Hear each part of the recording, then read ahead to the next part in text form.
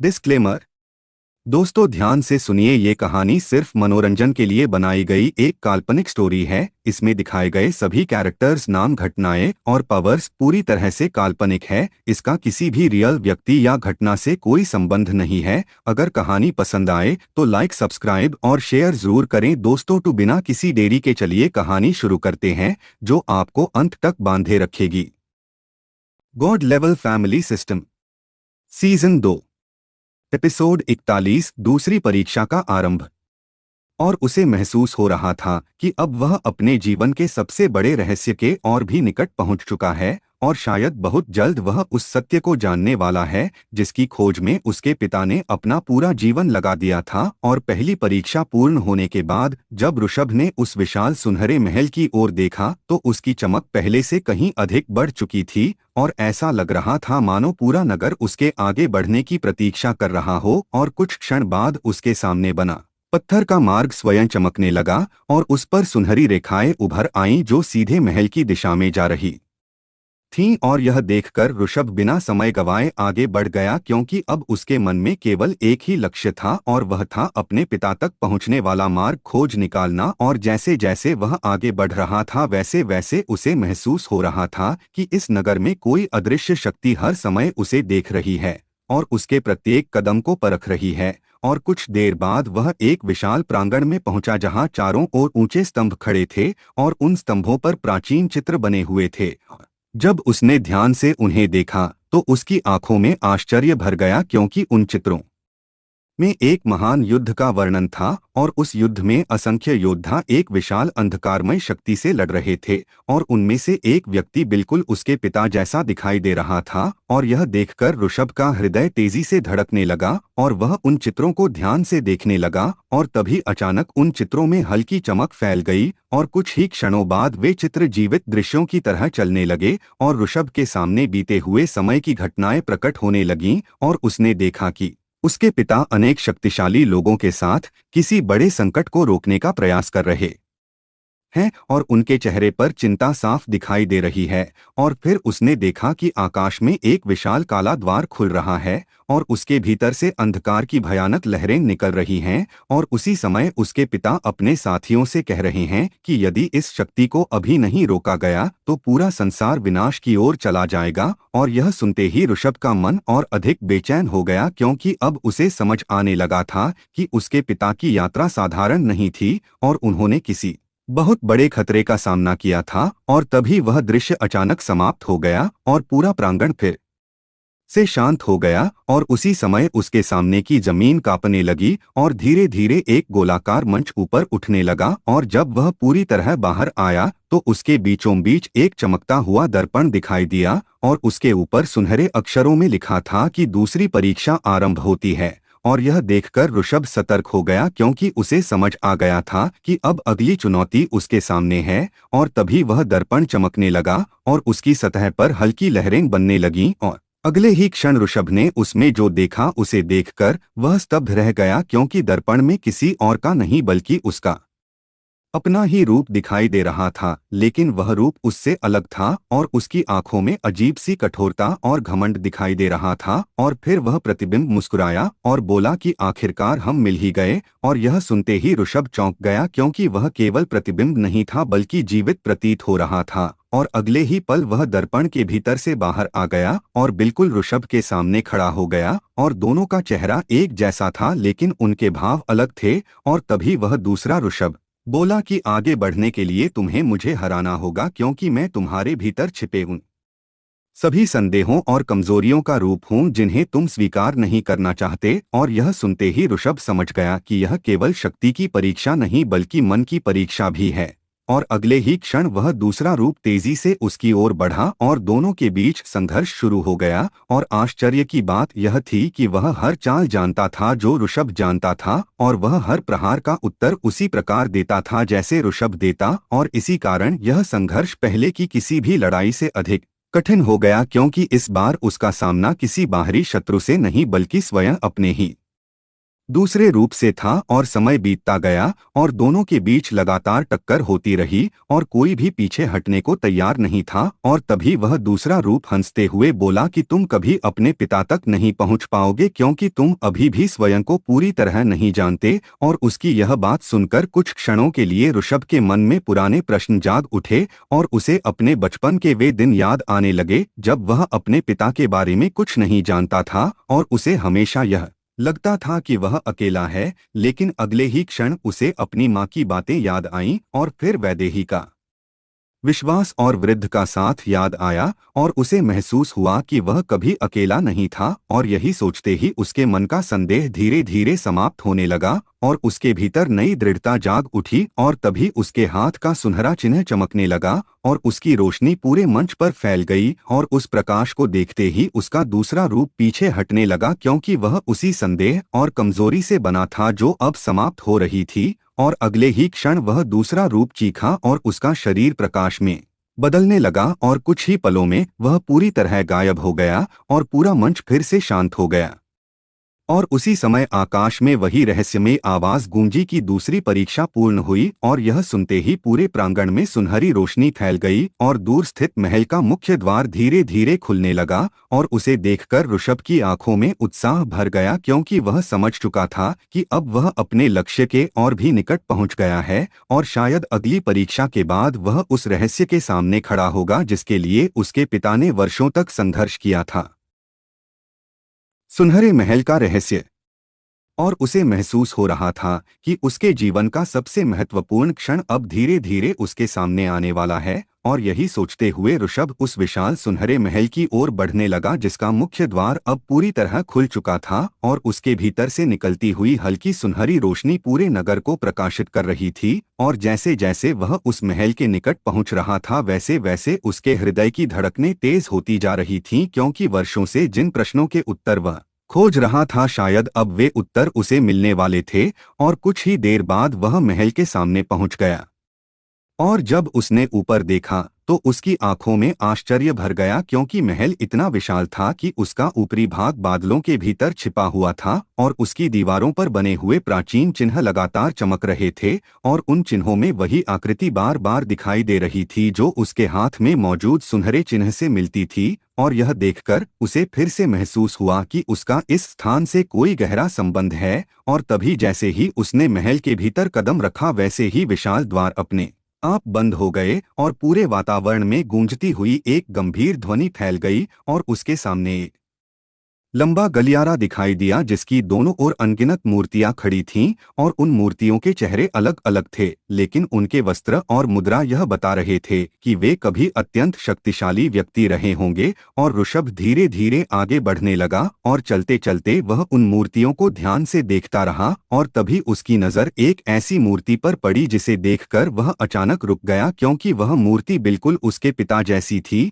और यह देखकर उसका मन विचलित हो उठा और वह तेजी से उस मूर्ति के पास पहुंचा और ध्यान से देखने लगा। और तभी मूर्ति के नीचे बने अक्षर स्वयं चमकने लगे और वहां लिखा हुआ दिखाई दिया कि महान रक्षक आर्यवीर जिन्होंने अंतिम युद्ध में संसार की रक्षा के लिए स्वयं को समर्पित कर दिया। और यह पढ़ते ही ऋषभ की आंखें फैल गईं क्योंकि पहली बार उसे अपने पिता का वास्तविक नाम पता चला था और पहली बार उसे यह भी ज्ञात हुआ कि उसके पिता केवल एक साधारण साधक नहीं थे बल्कि इस प्राचीन स्थान के सबसे महत्वपूर्ण रक्षकों में से एक थे। और यह जानकर उसके भीतर गर्व और जिज्ञासा दोनों उत्पन्न हुए और वह आगे बढ़ता गया। और कुछ देर बाद गलियारे का अंत आ गया और उसके सामने एक विशाल कक्ष प्रकट हुआ जिसके बीचों बीच एक गोल मंच बना हुआ था और उस मंच के ऊपर हवा में एक चमकता हुआ गोला तैर रहा था और उसके भीतर असंख्य दृश्य घूम रहे थे। और जैसे ही ऋषभ उस मंच के निकट पहुंचा वैसे ही वह गोला और अधिक चमकने लगा और अचानक उसके सामने अनेक चित्र उभर आए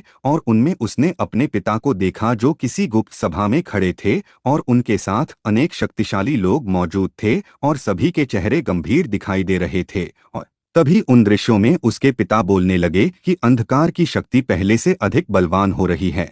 और यदि उत्तराधिकारी समय पर तैयार नहीं हुआ तो भविष्य खतरे में पड़ जाएगा। और यह सुनते ही ऋषभ का मन चौंक गया, क्योंकि यह स्पष्ट था कि उसके पिता बहुत पहले से उसके बारे में जानते थे और उन्होंने किसी कारणवश उसके लिए यह सब तैयार किया था। और तभी दृश्य बदल गया और उसने देखा कि उसके पिता एक छोटे बच्चे को गोद में लिए खड़े हैं और वह बच्चा कोई और नहीं बल्कि स्वयं ऋषभ था। और उसके पिता उसके माथे पर हाथ रखकर कह रहे थे कि जब समय आएगा तब तुम ही वह कार्य पूरा करोगे जिसे हम अधूरा छोड़ जाएंगे। और यह सुनते ही ऋषभ की आंखें नम हो गईं, क्योंकि वर्षों से जिन पिता को वह केवल यादों में खोजता रहा था, आज वह उनके शब्द सुन रहा था। और उसी समय पूरा कक्ष अचानक कांपने लगा और हवा में तैरता हुआ वह चमकता गोला तेजी से घूमने लगा और उसके भीतर के दृश्य गायब हो गए और उनकी जगह एक विशाल मानचित्र दिखाई देने लगा, जिसमें अनेक स्थान चमक रहे थे और उन सभी स्थानों को जोड़ती हुई एक सुनहरी रेखा एक बहुत दूर स्थित क्षेत्र तक जा रही थी।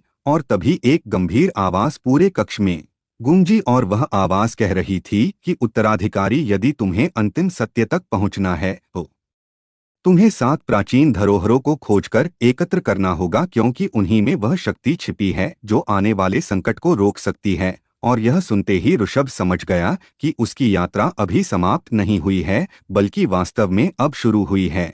और तभी मानचित्र पर पहला स्थान तेज चमकने लगा और उसके नीचे एक नाम उभरा, जिसे देखकर ऋषभ की आंखें सिकुड़ गईं, क्योंकि वह स्थान एक ऐसे क्षेत्र में था जिसके बारे में उसने पहले भी कथाएं सुनी थीं और कहा जाता था कि वहां से बहुत कम लोग जीवित लौटते हैं। और तभी उसी क्षण उसके हाथ का सुनहरा चिन्ह चमका और उसके सामने एक छोटी सी सुनहरी चाबी प्रकट हो गई और वह धीरे धीरे उसकी हथेली पर आकर ठहर गई। और जैसे ही उसने उसे पकड़ा, उसके मन में अनेक दृश्य कौंध गए और उसने देखा कि वह चाबी केवल किसी ताले की नहीं बल्कि एक बड़े रहस्य की कुंजी है। और तभी फिर वही परिचित आवाज उसके कानों में गूंजी जो वर्षों से उसे मार्ग दिखाती आ रही थी। और वह आवाज कह रही थी कि पुत्र, तुम्हारा समय आरंभ हो चुका है, अपने साथियों को खोजो, अपनी शक्ति बढ़ाओ और उन धरोहरों को प्राप्त करो, क्योंकि आने वाला तूफान अब दूर नहीं है। और यह सुनते ही ऋषभ ने अपनी मुट्ठी कस ली और उसकी आंखों में दृढ़ निश्चय चमक उठा, क्योंकि अब उसे अपने जीवन का उद्देश्य स्पष्ट दिखाई देने लगा था। और वह जानता था कि आगे का मार्ग पहले से अधिक कठिन होगा, लेकिन अब वह पीछे मुड़ने वाला नहीं था। और इसी संकल्प के साथ उसने उस चमकते मानचित्र की ओर देखा जहां उसकी अगली मंजिल उसका इंतजार कर रही थी।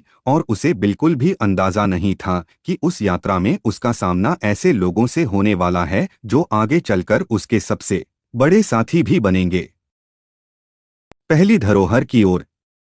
और उसे बिल्कुल भी अंदाजा नहीं था कि उस यात्रा में उसका सामना ऐसे लोगों से होने वाला है जो आगे चलकर उसके सबसे बड़े साथी भी बनेंगे और उसके जीवन की दिशा बदल देने वाले संबंधों की शुरुआत भी वहीं से होने वाली थी। और इसी सोच के साथ ऋषभ कुछ देर तक उस चमकते हुए मानचित्र को देखता रहा जहां उसकी पहली मंजिल लगातार प्रकाश छोड़ रही थी और उसके हाथ में मौजूद सुनहरी चाबी भी उसी दिशा की ओर हल्की गर्माहट दे रही थी, मानो उसे बुला रही हो। और तभी पूरे कक्ष में फैली रोशनी धीरे धीरे कम होने लगी और हवा में तैरता हुआ मानचित्र भी धीरे धीरे गायब होने लगा और कुछ ही क्षणों में पूरा कक्ष फिर से शांत हो गया। लेकिन अब ऋषभ के मन में पहले जैसी उलझन नहीं थी, क्योंकि अब उसके पास एक स्पष्ट लक्ष्य था और वह जानता था कि उसे क्या करना है। और जैसे ही उसने पीछे मुड़कर देखा, उसके सामने बने विशाल द्वार अपने आप खुल गए और बाहर जाने का मार्ग दिखाई देने लगा। और वह बिना समय गवाए आगे बढ़ गया, क्योंकि अब उसके भीतर पहले से कहीं अधिक आत्मविश्वास था। और कुछ देर बाद वह फिर उसी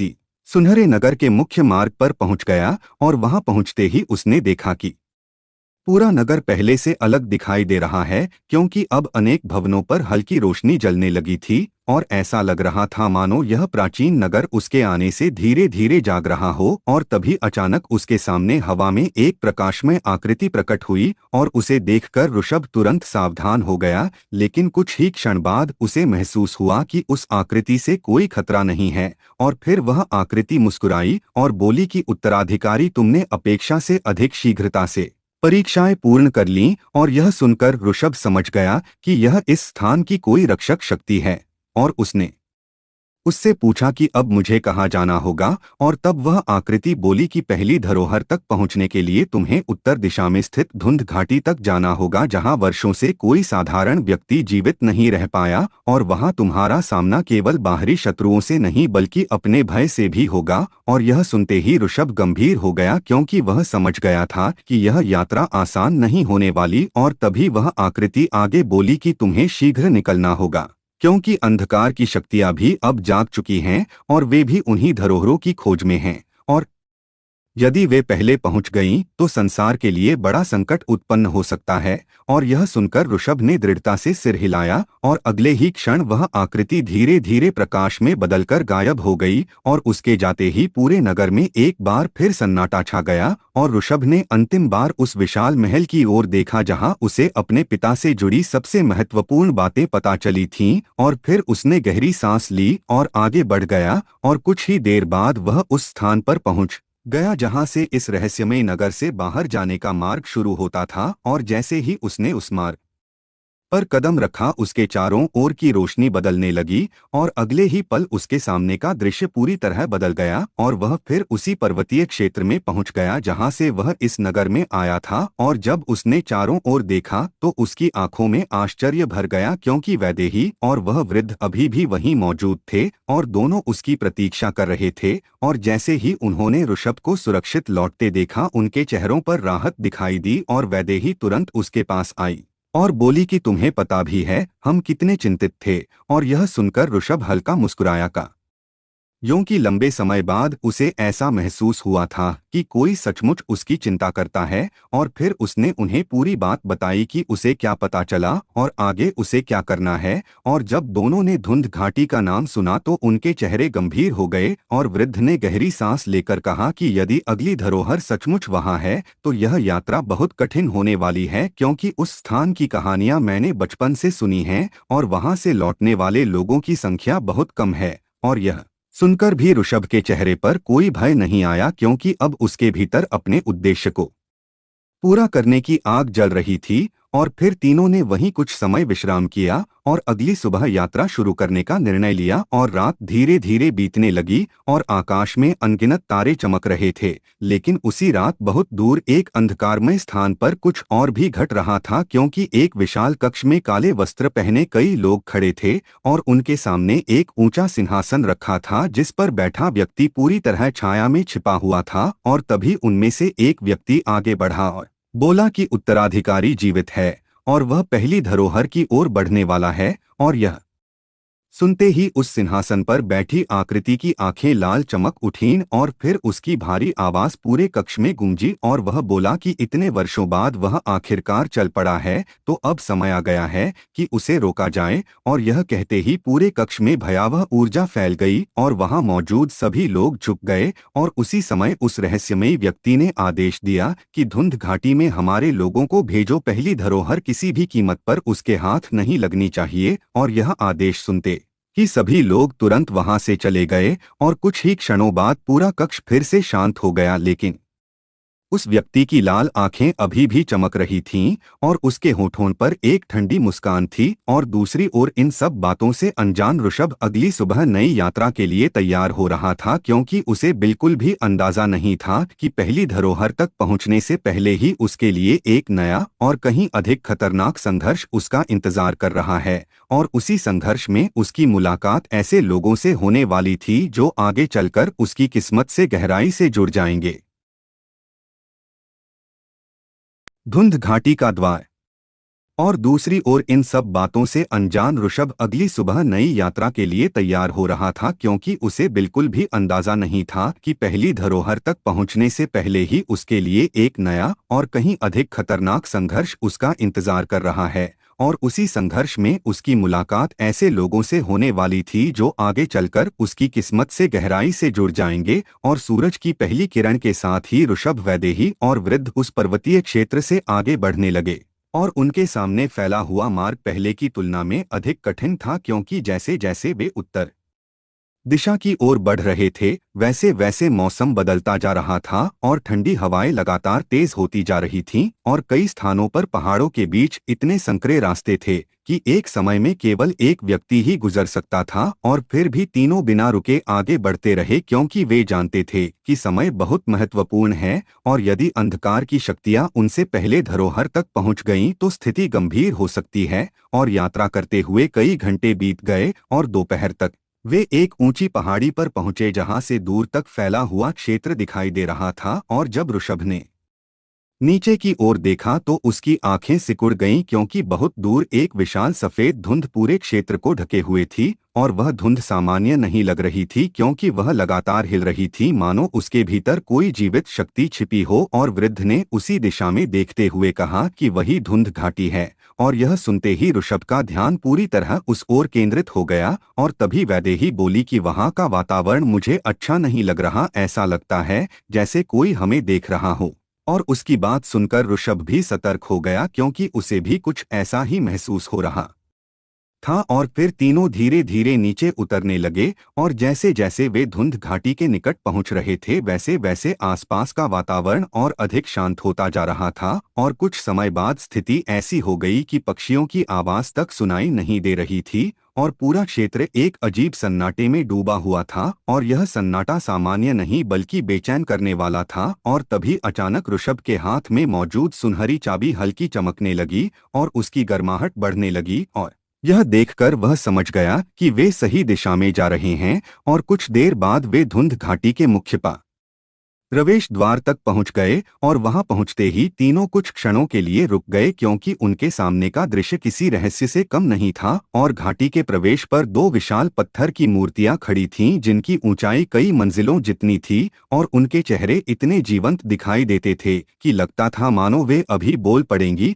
और उन मूर्तियों के बीच घना सफेद धुंध का पर्दा फैला हुआ था जिसके पार कुछ भी दिखाई नहीं दे रहा था। और तभी वृद्ध ने गंभीर स्वर में कहा कि एक बार भीतर जाने के बाद वापस लौटना आसान नहीं होगा, इसलिए हर कदम सोच समझकर रखना। और यह कहकर वह आगे बढ़ा और अगले ही क्षण तीनों उस धुंध के भीतर प्रवेश कर गए। और जैसे ही वे भीतर पहुंचे उनके चारों ओर का संसार बदल गया और बाहर की रोशनी अचानक गायब हो गई और चारों ओर केवल सफेद धुंध रह गई जो इतनी घनी थी कि कुछ कदम आगे तक भी साफ दिखाई नहीं दे रहा था। और फिर भी वे सावधानी से आगे बढ़ते रहे और तभी अचानक उन्हें दूर से किसी के चलने की आवाज सुनाई दी और तीनों तुरंत रुक गए क्योंकि इस स्थान पर किसी और की मौजूदगी का अर्थ खतरा भी हो सकता था। और कुछ क्षणों तक वे वहीं खड़े रहे लेकिन फिर आवाज बंद हो गई और चारों ओर फिर से सन्नाटा फैल गया। और वैदेही ने धीरे से कहा कि शायद हमें भ्रम हुआ होगा, लेकिन ऋषभ को ऐसा नहीं लगा क्योंकि उसे स्पष्ट महसूस हुआ था कि कोई उनके आसपास मौजूद है।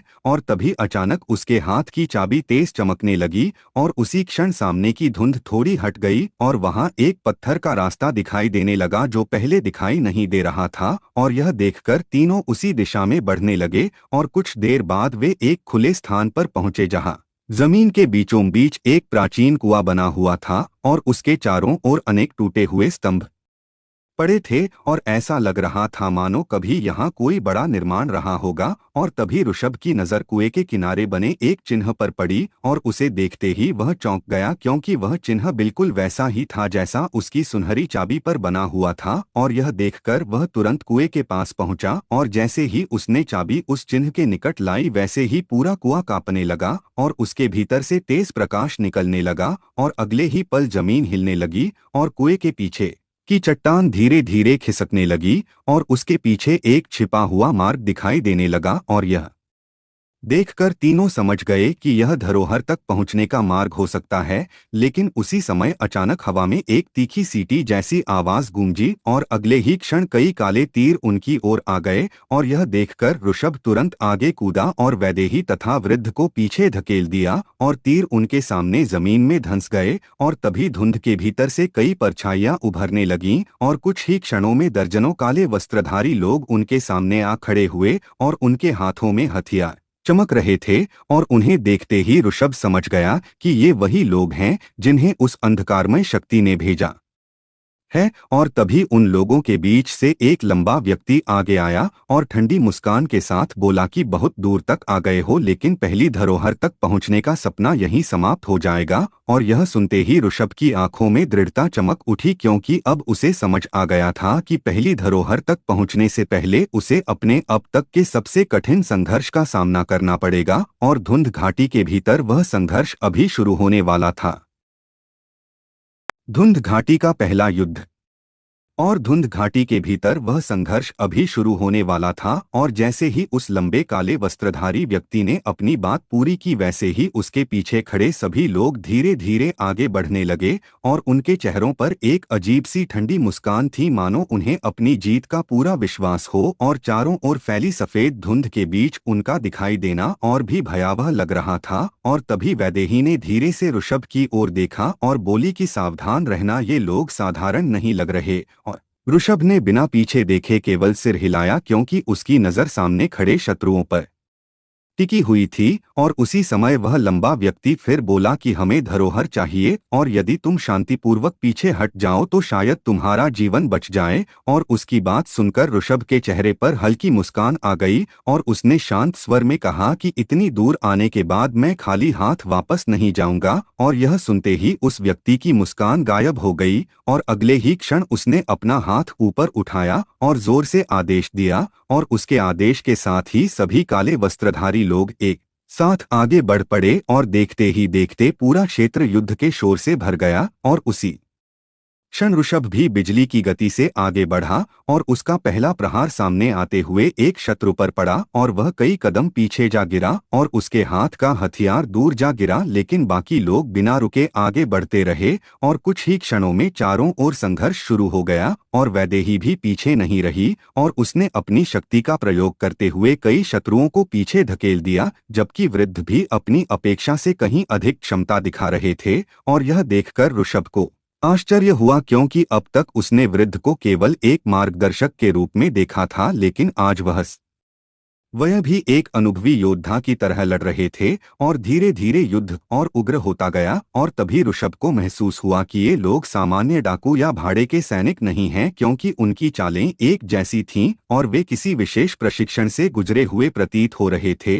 और तभी सामने खड़ा वह लंबा व्यक्ति अचानक हवा में उछला और सीधे ऋषभ के सामने आ गया, और अगले ही पल दोनों की भिड़ंत हो गई, और उनके प्रहारों से आसपास की जमीन तक कांप उठी। और कुछ समय तक दोनों लगातार एक दूसरे पर आक्रमण करते रहे, लेकिन जल्द ही ऋषभ को महसूस हुआ कि यह व्यक्ति बाकी सभी से कहीं अधिक शक्तिशाली है, और उसकी शक्ति में एक अजीब सी काली ऊर्जा मिली हुई है। और यह देखकर ऋषभ सतर्क हो गया, और तभी वह व्यक्ति हंसते हुए बोला कि उत्तराधिकारी, तुम्हारी शक्ति उतनी बड़ी नहीं जितनी कहानियों में सुनाई जाती है। और यह सुनकर ऋषभ के भीतर भी जिद जाग उठी, और उसने पूरी एकाग्रता के साथ अपना अगला प्रहार किया। और इस बार वह व्यक्ति कुछ कदम पीछे हट गया, और उसकी मुस्कान गायब हो गई। और तभी अचानक चारों ओर फैली धुंध तेजी से घूमने लगी, और वातावरण में एक अजीब कंपन फैल गया। और यह देखकर सभी लोग कुछ क्षणों के लिए रुक गए, क्योंकि यह परिवर्तन किसी के नियंत्रण में नहीं था।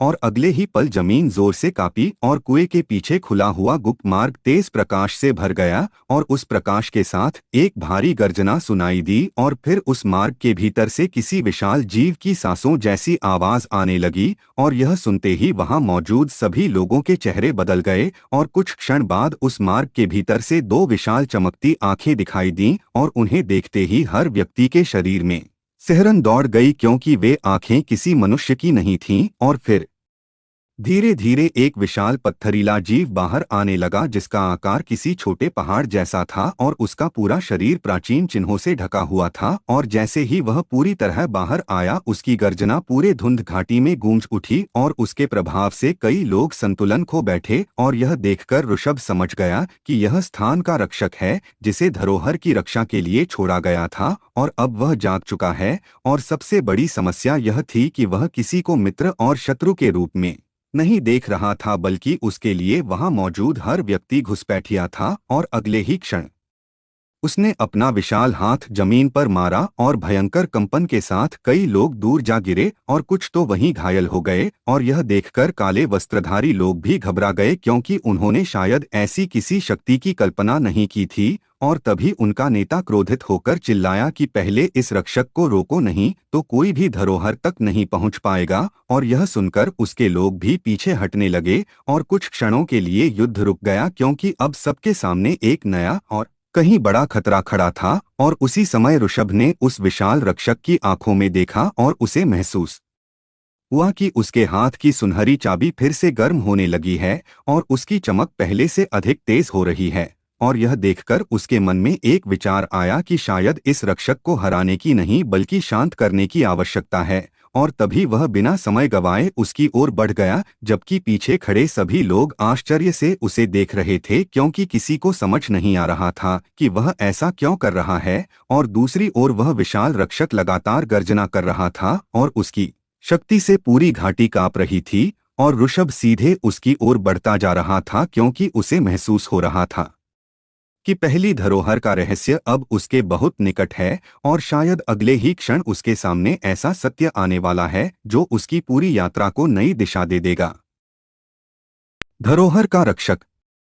और ऋषभ सीधे उसकी ओर बढ़ता जा रहा था, क्योंकि उसे महसूस हो रहा था कि पहली धरोहर का रहस्य अब उसके बहुत निकट है और शायद अगले ही क्षण उसके सामने ऐसा सत्य आने वाला है जो उसकी पूरी यात्रा को नई दिशा दे देगा। और दूसरी ओर वह विशाल रक्षक लगातार गर्जना कर रहा था और उसकी शक्ति से पूरी घाटी कांप रही थी और उसके हर कदम से जमीन फटती जा रही थी और चारों ओर फैली धुंध भी उसकी गर्जना के साथ बिखरती और फिर वापस इकट्ठी हो जाती थी। और यह दृश्य देखकर वहां मौजूद सभी लोग भयभीत थे, क्योंकि इतना विशाल और शक्तिशाली रक्षक उन्हें पहले कभी नहीं देखा था। और तभी वह रक्षक अपना विशाल हाथ उठाकर ऋषभ की ओर बढ़ा और उसे देखकर वैदेही घबरा गई और जोर से ऋषभ का नाम पुकारने लगी। लेकिन ऋषभ नहीं रुका, क्योंकि उसके हाथ में मौजूद सुनहरी चाबी अब पहले से कहीं अधिक चमक रही थी और उसकी रोशनी सीधे उस रक्षक की ओर फैल रही थी। और जैसे ही रक्षक का विशाल हाथ ऋषभ के ऊपर पहुंचा, वैसे ही अचानक चाबी से निकली सुनहरी किरण उसके शरीर पर पड़ी और अगले ही क्षण वह विशाल हाथ हवा में ही रुक गया। और यह देखकर वहां मौजूद सभी लोग आश्चर्य में पड़ गए और स्वयं रक्षक भी कुछ क्षणों के लिए स्थिर हो गया और उसकी चमकती हुई आंखें सीधे ऋषभ पर टिक गईं। और फिर कुछ ऐसा हुआ जिसकी किसी ने कल्पना भी नहीं की थी, क्योंकि वह विशाल रक्षक धीरे धीरे पीछे हटने लगा और उसकी आंखों की कठोरता कम होने लगी, मानो वह किसी पुराने परिचित को पहचान गया हो। और यह देखकर ऋषभ का विश्वास और मजबूत हो गया और वह सावधानी से आगे बढ़ा। और जैसे ही वह रक्षक के बिल्कुल सामने पहुंचा, वैसे ही उसके हाथ की चाबी अचानक हवा में उठ गई और तेज प्रकाश फैलाने लगी। और उसी क्षण रक्षक के सीने पर बने प्राचीन चिन्ह भी चमकने लगे और पूरे क्षेत्र में सुनहरी रोशनी फैल गई। और कुछ क्षणों बाद एक गंभीर लेकिन शांत आवाज सुनाई दी, जो सीधे ऋषभ के मन में गूंज रही थी। और वह आवाज कह रही थी कि उत्तराधिकारी, अंततः तुम यहाँ पहुंच ही गए। और यह सुनते ही ऋषभ समझ गया कि यह आवाज उसी रक्षक की है। और तभी वह आवाज फिर बोली कि मैं इस धरोहर का रक्षक हूँ और सदियों से उस व्यक्ति की प्रतीक्षा कर रहा था जिसके हाथ में यह चाबी होगी, और अब वह समय आ गया है। और यह सुनकर ऋषभ के मन में अनेक प्रश्न उठे, लेकिन उससे पहले ही वह आवाज फिर गूंज उठी और बोली कि धरोहर केवल शक्ति नहीं है बल्कि जिम्मेदारी भी है, और इसे पाने वाला व्यक्ति संसार के भविष्य को बदल सकता है। इसलिए इसे किसी लालची या स्वार्थी व्यक्ति को नहीं सौंपा जा सकता। और यह कहते ही रक्षक की आंखों में फिर चमक आ गई और उसने कहा कि अंतिम निर्णय से पहले तुम्हें स्वयं को सिद्ध करना होगा। और यह सुनते ही ऋषभ ने गंभीरता से सिर हिलाया, क्योंकि वह समझ गया था कि परीक्षा अभी समाप्त नहीं हुई है। और तभी अचानक रक्षक के चारों ओर प्रकाश का विशाल चक्र बनने लगा और अगले ही क्षण उसके सामने 3 अलग अलग द्वार प्रकट हो गए और हर द्वार का रंग अलग था। और उन्हें देखकर ऋषभ समझ नहीं पाया कि इसका क्या अर्थ है। और तभी रक्षक की आवाज फिर गूंजी और उसने कहा कि इन 3 मार्गों में से केवल एक सही है, और यदि तुमने सही मार्ग चुना तो धरोहर तक पहुंच जाओगे, लेकिन यदि गलती की तो तुम्हें ऐसी परीक्षा का सामना करना पड़ेगा जिससे बचना आसान नहीं होगा। और यह सुनकर वहां मौजूद सभी लोग शांत हो गए और ऋषभ उन तीनों द्वारों को ध्यान से देखने लगा। और तभी उसके मन में अपने पिता की बातें याद आने लगीं और उसे वह क्षण याद आया जब उसने महल में अपने पिता का संदेश देखा था और उसी समय उसे एक बात समझ आई और उसने बिना देर किए बीच वाले द्वार की ओर कदम बढ़ा दिया और यह देखकर रक्षक की आंखों में संतोष दिखाई दिया और अगले ही क्षण वह द्वार तेज प्रकाश से चमक उठा और बाकी दोनों द्वार धीरे धीरे गायब हो गए और तभी रक्षक की आवाज फिर गूंजी और उसने कहा कि बुद्धि की पहली परीक्षा तुमने पार कर ली है। और यह सुनते ही पूरा क्षेत्र रोशनी से भर गया और ऋषभ उस द्वार के भीतर प्रवेश कर गया, जबकि वैदेही और वृद्ध भी उसके पीछे चल पड़े और जैसे ही वे भीतर पहुंचे उनके सामने एक विशाल भूमिगत कक्ष प्रकट हुआ जिसकी दीवारों पर असंख्य चित्र बने हुए थे और उन चित्रों में पुराने युद्धों और महान रक्षकों की कथाएं दिखाई दे रही थीं। और तभी ऋषभ की नज़र एक ऐसे चित्र पर पड़ी जिसे देखकर वह अचानक रुक गया, क्योंकि उस चित्र में उसके पिता दिखाई दे रहे थे और उनके हाथ में बिल्कुल वैसी ही धरोहर थी जिसे वह खोजने आया था। और यह देखकर उसके मन में उत्साह भर गया, क्योंकि इसका अर्थ था कि उसके पिता भी कभी यहाँ आ चुके थे।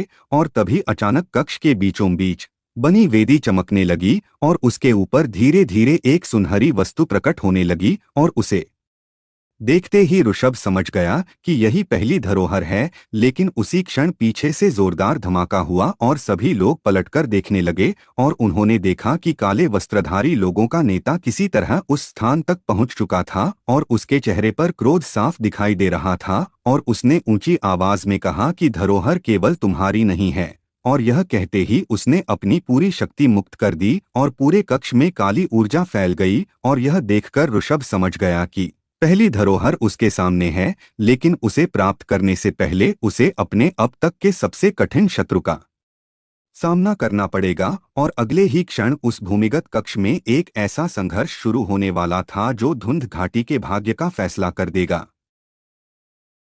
पहली धरोहर की लड़ाई।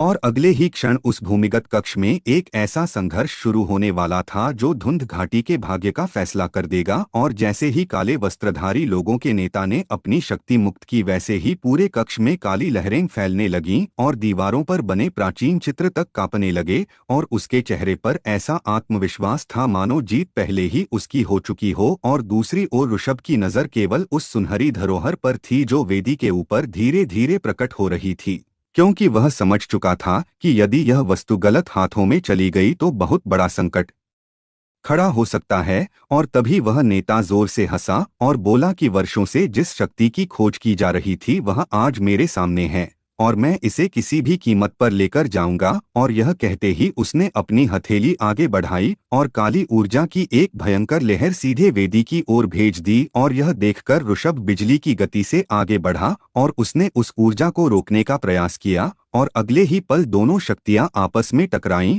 और पूरे कक्ष में तेज विस्फोट जैसी ध्वनि गूंज उठी और उसके प्रभाव से वैदेही और वृद्ध तक कुछ कदम पीछे खिसक गए और कुछ क्षणों के लिए पूरा वातावरण कांप उठा। और तभी वह नेता क्रोध से भर गया, क्योंकि उसका पहला प्रयास असफल हो चुका था। और अगले ही पल वह स्वयं आगे बढ़ा और सीधे ऋषभ पर हमला कर दिया और दोनों के बीच भीषण संघर्ष शुरू हो गया। और उनके हर प्रहार से पत्थर टूटने लगे और जमीन में दरारें पड़ने लगीं और कुछ ही समय में पूरा कक्ष युद्धभूमि बन गया। और वैदेही भी पीछे नहीं रही और उसने उन बाकी काले वस्त्रधारियों को रोकना शुरू कर दिया जो धरोहर तक पहुंचने की कोशिश कर रहे थे, जबकि वृद्ध भी पूरी शक्ति से उनका सामना कर रहे थे। और धीरे धीरे युद्ध और उग्र होता जा रहा था। और तभी ऋषभ को महसूस हुआ कि उसका प्रतिद्वंदी केवल शक्तिशाली ही नहीं बल्कि अत्यंत चालाक भी है, क्योंकि वह बार बार उसे वेदी से दूर करने का प्रयास कर रहा था और हर बार उसका लक्ष्य धरोहर तक पहुंचना होता था। और तभी अचानक उस नेता ने मुस्कुराते हुए कहा कि तुम नहीं जानते कि हम किसके लिए काम कर रहे हैं,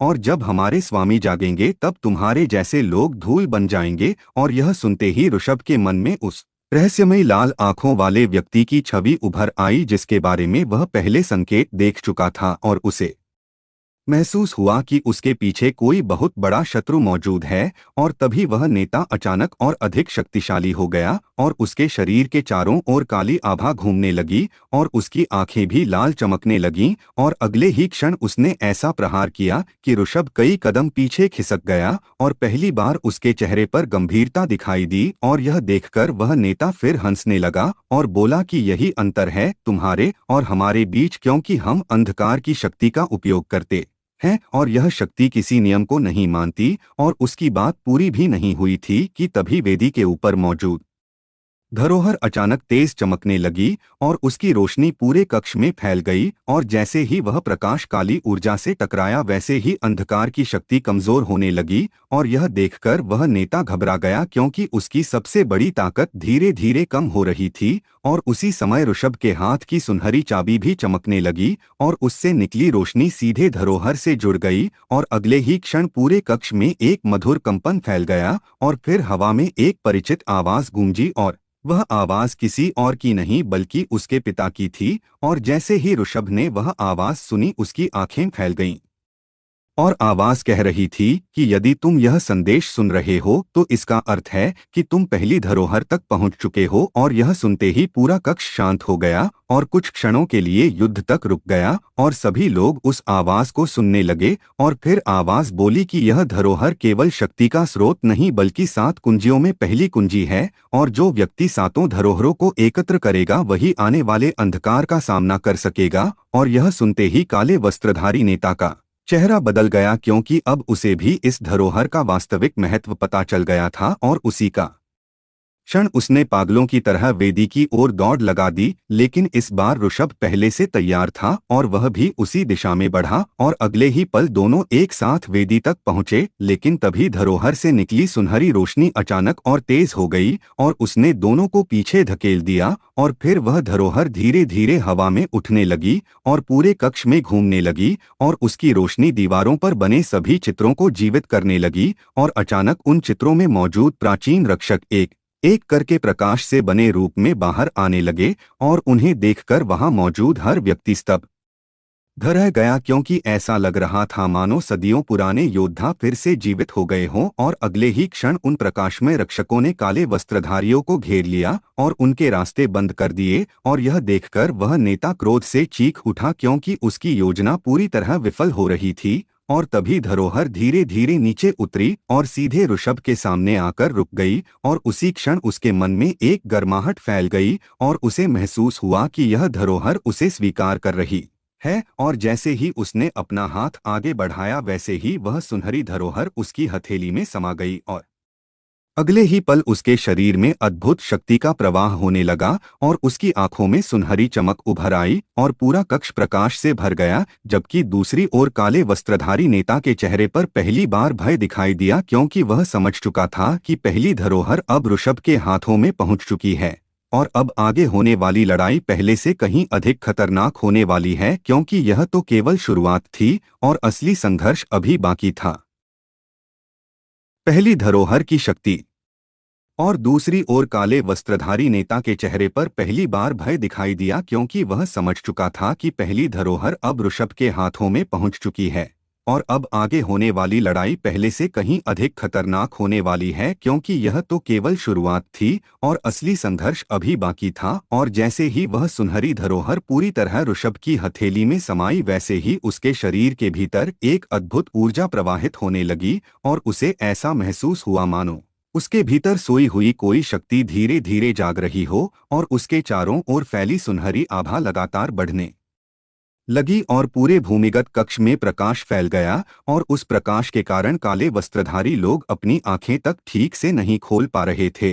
और तभी वैदेही ने आश्चर्य से ऋषभ की ओर देखा क्योंकि उसने पहले कभी उसके भीतर ऐसी शक्ति नहीं देखी थी। और वृद्ध भी गंभीर चेहरे से यह सब देख रहे थे क्योंकि उन्हें समझ आ गया था कि पहली धरोहर साधारण वस्तु नहीं बल्कि एक बहुत बड़ी विरासत का हिस्सा है। और तभी काले वस्त्रधारी नेता ने क्रोध से दांत भींच लिए और जोर से चिल्लाया कि किसी भी कीमत पर उसे यहाँ से जीवित मत जाने दो। और यह सुनते कि उसके बचे हुए साथी फिर से आगे बढ़ने लगे, लेकिन इस बार स्थिति पहले जैसी नहीं थी, क्योंकि जैसे ही वे ऋषभ के निकट आते उनकी गति धीमी पड़ने लगती और उनके शरीर कांपने लगते, मानो धरोहर की शक्ति स्वयं उन्हें पीछे धकेल रही हो। और यह देखकर उनका नेता और अधिक क्रोधित हो गया और उसने अपनी पूरी शक्ति एकत्र करनी शुरू कर दी और कुछ ही क्षणों में उसके चारों ओर घूमती काली ऊर्जा पहले से कई गुना अधिक बढ़ गई और पूरा कक्ष फिर से कांपने लगा और दीवारों पर दरारें पड़ने लगीं। और यह देखकर वैदेही चिंतित हो गई, क्योंकि वह समझ गई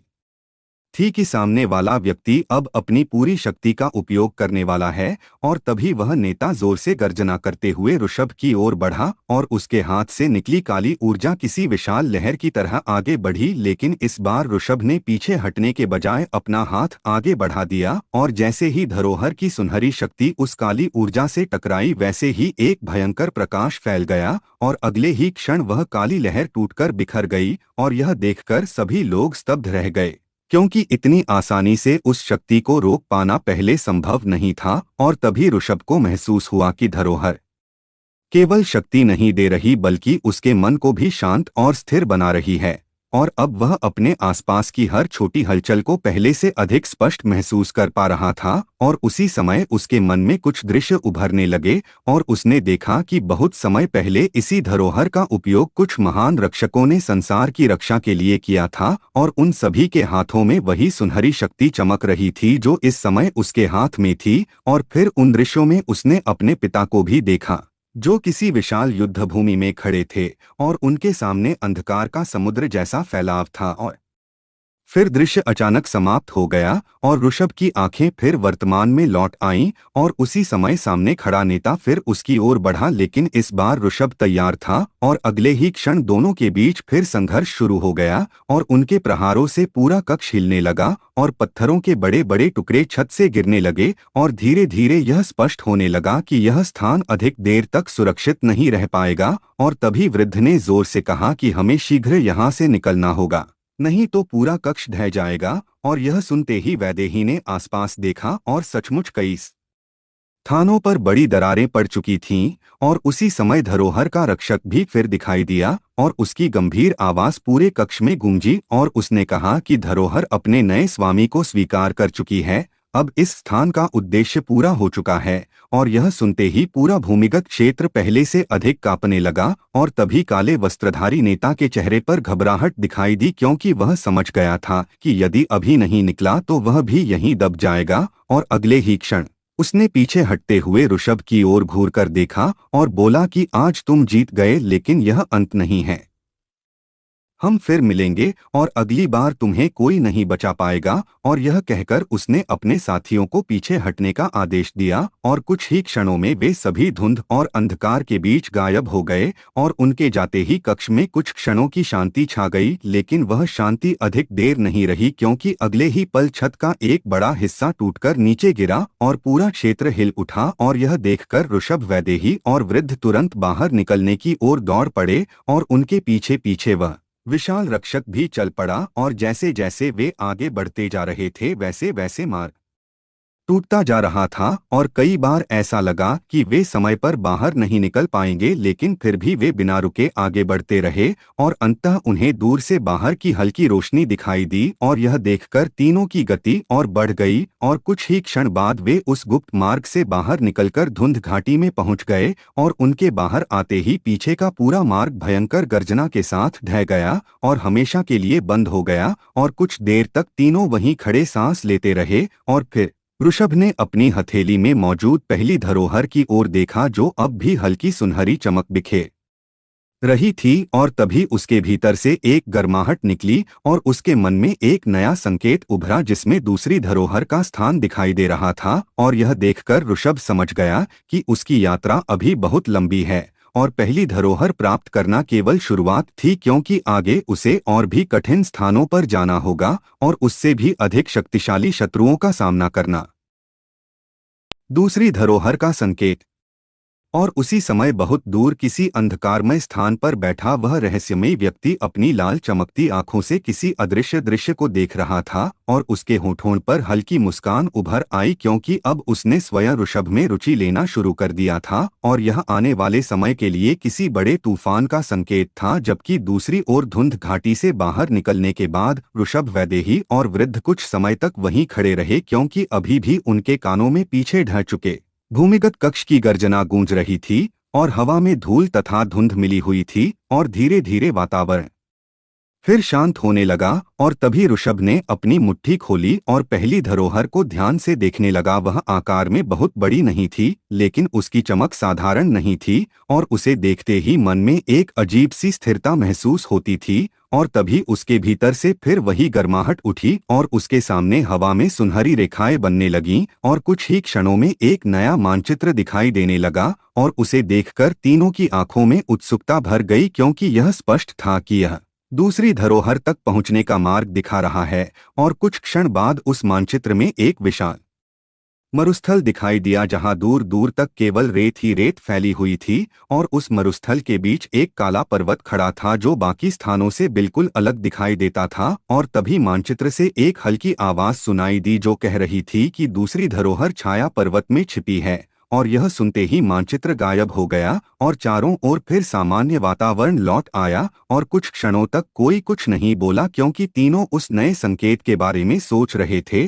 और फिर वृद्ध ने गंभीर स्वर में कहा कि छाया पर्वत का नाम मैंने वर्षों पहले सुना था लेकिन आज तक किसी ऐसे व्यक्ति को नहीं देखा जो वहां से लौटकर आया हो। और यह सुनते ही वैदेही ने पूछा कि क्या वह स्थान इतना खतरनाक है। और वृद्ध ने गहरी सांस लेकर कहा कि वहां खतरा केवल जीवों या शत्रुओं से नहीं है बल्कि वहां का वातावरण ही मनुष्य के मन को तोड़ देता है और कई लोग अपने ही भ्रम में खो जाते हैं। और यह सुनकर भी ऋषभ के चेहरे पर कोई भय नहीं आया क्योंकि अब उसके सामने लक्ष्य स्पष्ट था और उसने बिना देर किए कहा कि चाहे जो भी हो हमें वहां पहुंचना ही होगा। और फिर तीनों ने कुछ समय विश्राम किया और अगले दिन नई यात्रा शुरू कर दी। और कई दिनों तक वे पर्वतों, जंगलों और नदियों को पार करते रहे और रास्ते में उन्हें कई छोटे गांव भी मिले जहां लोगों ने उनका स्वागत किया क्योंकि ऋषभ और उसके साथियों ने कई स्थानों पर लोगों की सहायता भी की। और धीरे धीरे उसकी चर्चा दूर दूर तक फैलने लगी और लोग उसे एक ऐसे युवक के रूप में देखने लगे जो बिना किसी स्वार्थ के दूसरों की मदद करता है। और यह बात ऋषभ को अच्छी लगती थी क्योंकि उसे अपने पिता की सीख याद थी कि शक्ति का सबसे बड़ा उद्देश्य रक्षा करना होता है। और इसी तरह यात्रा आगे बढ़ती रही और एक शाम जब सूरज अस्त होने वाला था तब वे एक छोटे से नगर में पहुंचे जो मरुस्थल की सीमा के निकट स्थित था। और वहां पहुंचते ही उन्हें वातावरण कुछ अजीब लगा क्योंकि पूरे नगर में असामान्य शांति थी और लोगों के चेहरों पर भय साफ दिखाई दे रहा था। और यह देखकर ऋषभ ने एक वृद्ध दुकानदार से कारण पूछा तो वह घबराई हुई आवाज में बोला कि पिछले कई महीनों से रात होते ही कुछ रहस्यमयी लोग नगर के बाहर दिखाई देते हैं और जो भी उनका पीछा करता है वह कभी वापस नहीं लौटता। और यह सुनते ही ऋषभ सतर्क हो गया क्योंकि उसे लगा कि इसका संबंध उसी अंधकारमय संगठन से हो सकता है। और फिर रात होने तक तीनों वहीं रुक गए लेकिन ऋषभ के मन में लगातार वही बात घूम रही थी। और आधी रात के समय जब पूरा नगर सो चुका था तभी उसे बाहर से हल्की आहट सुनाई दी और वह तुरंत उठ गया और चुपचाप बाहर निकल आया। और बाहर आते ही उसने देखा कि नगर की सीमा के पास कुछ काले साए खड़े हैं और वे किसी सामान्य व्यक्ति की तरह नहीं बल्कि किसी उद्देश्य से वहां मौजूद लग रहे थे। और तभी उनमें से एक ने अपनी मुट्ठी खोली और उसके भीतर से काली रोशनी निकली और जमीन पर एक विचित्र चिन्ह बन गया। और यह देखकर ऋषभ समझ गया कि ये वही लोग हैं जिनका संबंध उसके शत्रुओं से है। और वह बिना आवाज किए उनके पीछे चल पड़ा और कुछ दूर जाने के बाद वे लोग नगर से बाहर निकल गए और मरुस्थल की ओर बढ़ने लगे। और तभी अचानक उनमें से एक व्यक्ति रुक गया और पीछे मुड़कर देखने लगा और कुछ क्षणों के लिए ऐसा लगा मानो उसने ऋषभ की उपस्थिति महसूस कर ली हो, लेकिन फिर वह आगे बढ़ गया और ऋषभ सावधानी से उनका पीछा करता रहा। और कुछ समय बाद वे लोग एक पुराने खंडहर के पास पहुंचे और वहां पहुंचकर उन्होंने एक विशाल पत्थर हटाया और उसके नीचे छिपा हुआ मार्ग दिखाई देने लगा और यह देखकर ऋषभ चौंक गया क्योंकि उसे बिल्कुल भी उम्मीद नहीं थी कि मरुस्थल की सीमा पर ऐसा कोई गुप्त स्थान मौजूद होगा। और फिर वे सभी उस मार्ग के भीतर चले गए और उनके जाने के बाद ऋषभ भी धीरे से वहां पहुंचा और उसने नीचे झांक कर देखा तो उसे दूर कहीं मशालों की रोशनी दिखाई दी और साथ ही कुछ लोगों की आवाजें भी सुनाई दे रही थीं। और तभी उसके कानों में एक ऐसी बात पड़ी जिसने उसके मन को झकझोर दिया क्योंकि नीचे मौजूद लोग दूसरी धरोहर का नाम ले रहे थे और वे उसे प्राप्त करने की योजना बना रहे थे। और यह सुनते ही ऋषभ समझ गया कि उसके शत्रु भी अब दूसरी धरोहर की खोज में निकल चुके हैं और यदि वह उनसे पहले नहीं पहुंचा तो बहुत देर हो जाएगी। और उसी क्षण उसने निर्णय ले लिया कि चाहे जितना भी खतरा क्यों न हो वह अब एक पल भी व्यर्थ नहीं करेगा क्योंकि दूसरी धरोहर की दौड़ शुरू हो चुकी थी और इस बार उसके सामने केवल रास्ते की कठिनाइयां ही नहीं बल्कि तैयार बैठे शत्रु भी थे जो किसी भी कीमत पर उसे रोकना चाहते थे। मरुस्थल का रहस्य। और उसी क्षण उसने निर्णय ले लिया कि चाहे जितना भी खतरा क्यों न हो वह अब एक पल भी व्यर्थ नहीं करेगा क्योंकि दूसरी धरोहर की दौड़ शुरू हो चुकी थी और इस बार उसके सामने केवल रास्ते की कठिनाइयां ही नहीं बल्कि तैयार बैठे शत्रु भी थे जो किसी भी कीमत पर उसे रोकना चाहते थे।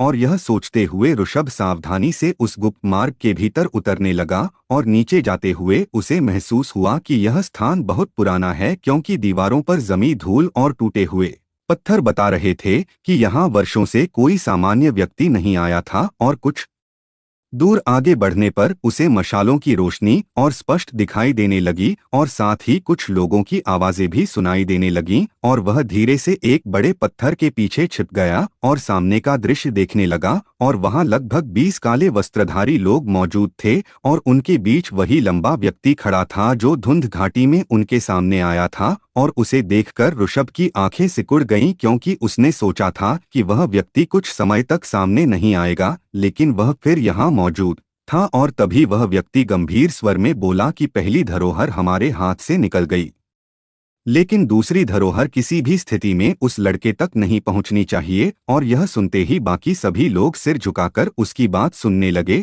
और फिर उसने सामने बने एक पुराने नक्शे की ओर इशारा किया और बोला कि छाया पर्वत तक पहुंचने के 3 मार्ग हैं लेकिन केवल एक मार्ग सुरक्षित है और यदि हम सही समय पर पहुंच गए तो दूसरी धरोहर हमारी होगी। और यह सुनते ही ऋषभ समझ गया कि शत्रु पहले से तैयारी कर चुके हैं और यदि उसने जल्दी नहीं की तो समस्या बढ़ सकती है। और तभी अचानक उसके पैर के नीचे पड़ा एक छोटा पत्थर खिसक गया और उसकी किसी आवाज पूरे स्थान में गूंज गई और अगले ही क्षण वहां मौजूद सभी लोग सतर्क हो गए और काले वस्त्रधारी नेता ने तुरंत उस दिशा में देखा जहां ऋषभ छिपा हुआ था और उसकी आंखों में संदेह उभर आया। और यह देखकर ऋषभ समझ गया कि अब यहां रुकना ठीक नहीं होगा और वह तुरंत पीछे हट गया और तेज गति से बाहर निकलने लगा। और उसके बाहर निकलते ही पीछे से कई लोगों के दौड़ने की आवाज आने लगी और यह स्पष्ट था कि उसकी उपस्थिति का पता चल चुका है। कुछ ही क्षणों में पूरा गुप्त मार्ग शोर से भर गया और कई लोग उसका पीछा करने लगे लेकिन ऋषभ बिना रुके आगे बढ़ता रहा और अंततः वह बाहर निकल आया और फिर नगर की ओर लौट गया। और वहां पहुंचकर उसने वैदेही और वृद्ध को पूरी बात बता दी और उसकी बात सुनकर दोनों गंभीर हो गए क्योंकि अब यह स्पष्ट था कि समय बहुत कम बचा है। और अगले ही सुबह तीनों ने नगर छोड़ दिया और मरुस्थल की ओर यात्रा शुरू कर दी। और जैसे जैसे वे आगे बढ़ते गए वैसे वैसे हरियाली कम होती गई और कुछ ही समय बाद चारों ओर केवल रेत का अथाह समुद्र दिखाई देने लगा और दूर दूर तक कोई पेड़ कोई नदी और कोई छाया दिखाई नहीं दे रही थी। और ऊपर से जलता हुआ सूरज यात्रा को और कठिन बना रहा था लेकिन फिर भी तीनों लगातार आगे बढ़ते रहे क्योंकि उन्हें पता था कि अब पीछे मुड़ने का कोई अर्थ नहीं है। और कई घंटों की यात्रा के बाद जब सूरज ढलने लगा तब उन्हें दूर एक पुराना पत्थर का स्तंभ दिखाई दिया और उसके निकट पहुंचते ही वृद्ध के चेहरे पर आश्चर्य उभर आया क्योंकि उस स्तंभ पर वही प्राचीन चिन्ह बने हुए थे जो पहली धरोहर के स्थान पर दिखाई दिए थे। और यह देखकर ऋषभ समझ गया कि वे सही दिशा में जा रहे हैं। और तभी उसके हाथ में मौजूद पहली धरोहर हल्की चमकने लगी और उस चमक के साथ हवा में कुछ शब्द उभरे और उन शब्दों में लिखा था कि सावधान रहो क्योंकि छाया पर्वत तक पहुंचने से पहले विश्वास और भ्रम की परीक्षा होगी। और यह पढ़ते ही तीनों एक दूसरे की ओर देखने लगे क्योंकि उन्हें समझ नहीं आया कि इसका क्या अर्थ है। और फिर वे आगे बढ़ते रहे, लेकिन जैसे जैसे रात गहराने लगी वैसे वैसे मरुस्थल का वातावरण बदलने लगा और अचानक ठंडी हवाएं चलने लगीं और दूर कहीं से अजीब सी आवाजें आने लगीं। और तभी वैदेही ने धीरे से कहा कि मुझे ऐसा लग रहा है जैसे कोई हमारा पीछा कर रहा है। और उसकी बात सुनकर ऋषभ तुरंत सतर्क हो गया और उसने चारों ओर नजर दौड़ाई, लेकिन वहां कोई दिखाई नहीं दिया। और कुछ देर बाद वे एक ऊंचे रेतीले टीले के पास पहुंचे और जैसे ही वे उसके ऊपर चढ़े उनके कदम अचानक रुक गए क्योंकि सामने का दृश्य देखकर तीनों हैरान रह गए। और दूर क्षितिज पर एक विशाल काला पर्वत खड़ा था जिसकी चोटी बादलों के बीच गायब हो रही थी और उसके चारों ओर घूमती हुई धूल और अंधकार उसे बाकी दुनिया से अलग बना रहे थे। और उसे देखते ही ऋषभ समझ गया कि वही छाया पर्वत है और दूसरी धरोहर उसी के भीतर छिपी हुई है। और तभी अचानक मरुस्थल की जमीन कांपने लगी और रेत के नीचे से एक भयंकर गर्जना सुनाई दी और अगले ही पल उनके सामने की रेत फट गई और उसके भीतर से एक विशाल जीव बाहर निकल आया जिसका शरीर पूरी तरह सुनहरी रेत से बना हुआ था और उसकी आंखें लाल आग की तरह चमक रही थीं। और उसे देखते ही वैदेही और वृद्ध पीछे हट गए क्योंकि इतना विशाल जीव उन्होंने पहले कभी नहीं देखा था। और वह जीव सीधे ऋषभ की ओर देखने लगा मानो उसे पहचानने की कोशिश कर रहा हो। और फिर उसने इतनी जोरदार गर्जना की कि आसपास की रेत हवा में उड़ गई और पूरा मरुस्थल कांप उठा। और उसी क्षण ऋषभ समझ गया कि छाया पर्वत तक पहुंचने से पहले उसे इस नए रक्षक का सामना करना होगा और शायद यही दूसरी धरोहर की पहली परीक्षा थी। मरुस्थल का रक्षक। और उसी क्षण ऋषभ समझ गया कि छाया पर्वत तक पहुंचने से पहले उसे इस नए रक्षक का सामना करना होगा और शायद यही दूसरी धरोहर की पहली परीक्षा थी। और वह विशाल रेत का जीव लगातार उनकी ओर घूर रहा था और उसकी लाल चमकती आंखों में ऐसी शक्ति दिखाई दे रही थी जिससे साधारण व्यक्ति का साहस उसी क्षण टूट जाए। लेकिन ऋषभ पीछे नहीं हटा क्योंकि वह जानता था कि अब उसकी यात्रा ऐसे ही खतरों से भरी होगी और यदि वह हर कठिनाई के सामने रुक जाएगा तो कभी अपने लक्ष्य तक नहीं पहुंच पाएगा। और तभी वह विशाल जीव एक कदम आगे बढ़ा और उसके कदम रखते ही आसपास की रेत कई हाथ ऊंचाई तक उछल गई और पूरा क्षेत्र कांप उठा। और वैदेही ने तुरंत कहा कि सावधान रहना, यह साधारण जीव नहीं है। और वृद्ध ने भी गंभीर स्वर में कहा कि मुझे लगता है यह मरुस्थल का प्राचीन रक्षक है और संभव है कि सदियों से इसी स्थान की रक्षा कर रहा हो। और उनकी बात सुनकर ऋषभ ने अपनी नज़र उस जीव से नहीं हटाई क्योंकि वह उसकी हर हरकत को ध्यान से देख रहा था। और तभी अचानक वह रक्षक जोर से गरजा और उसके साथ ही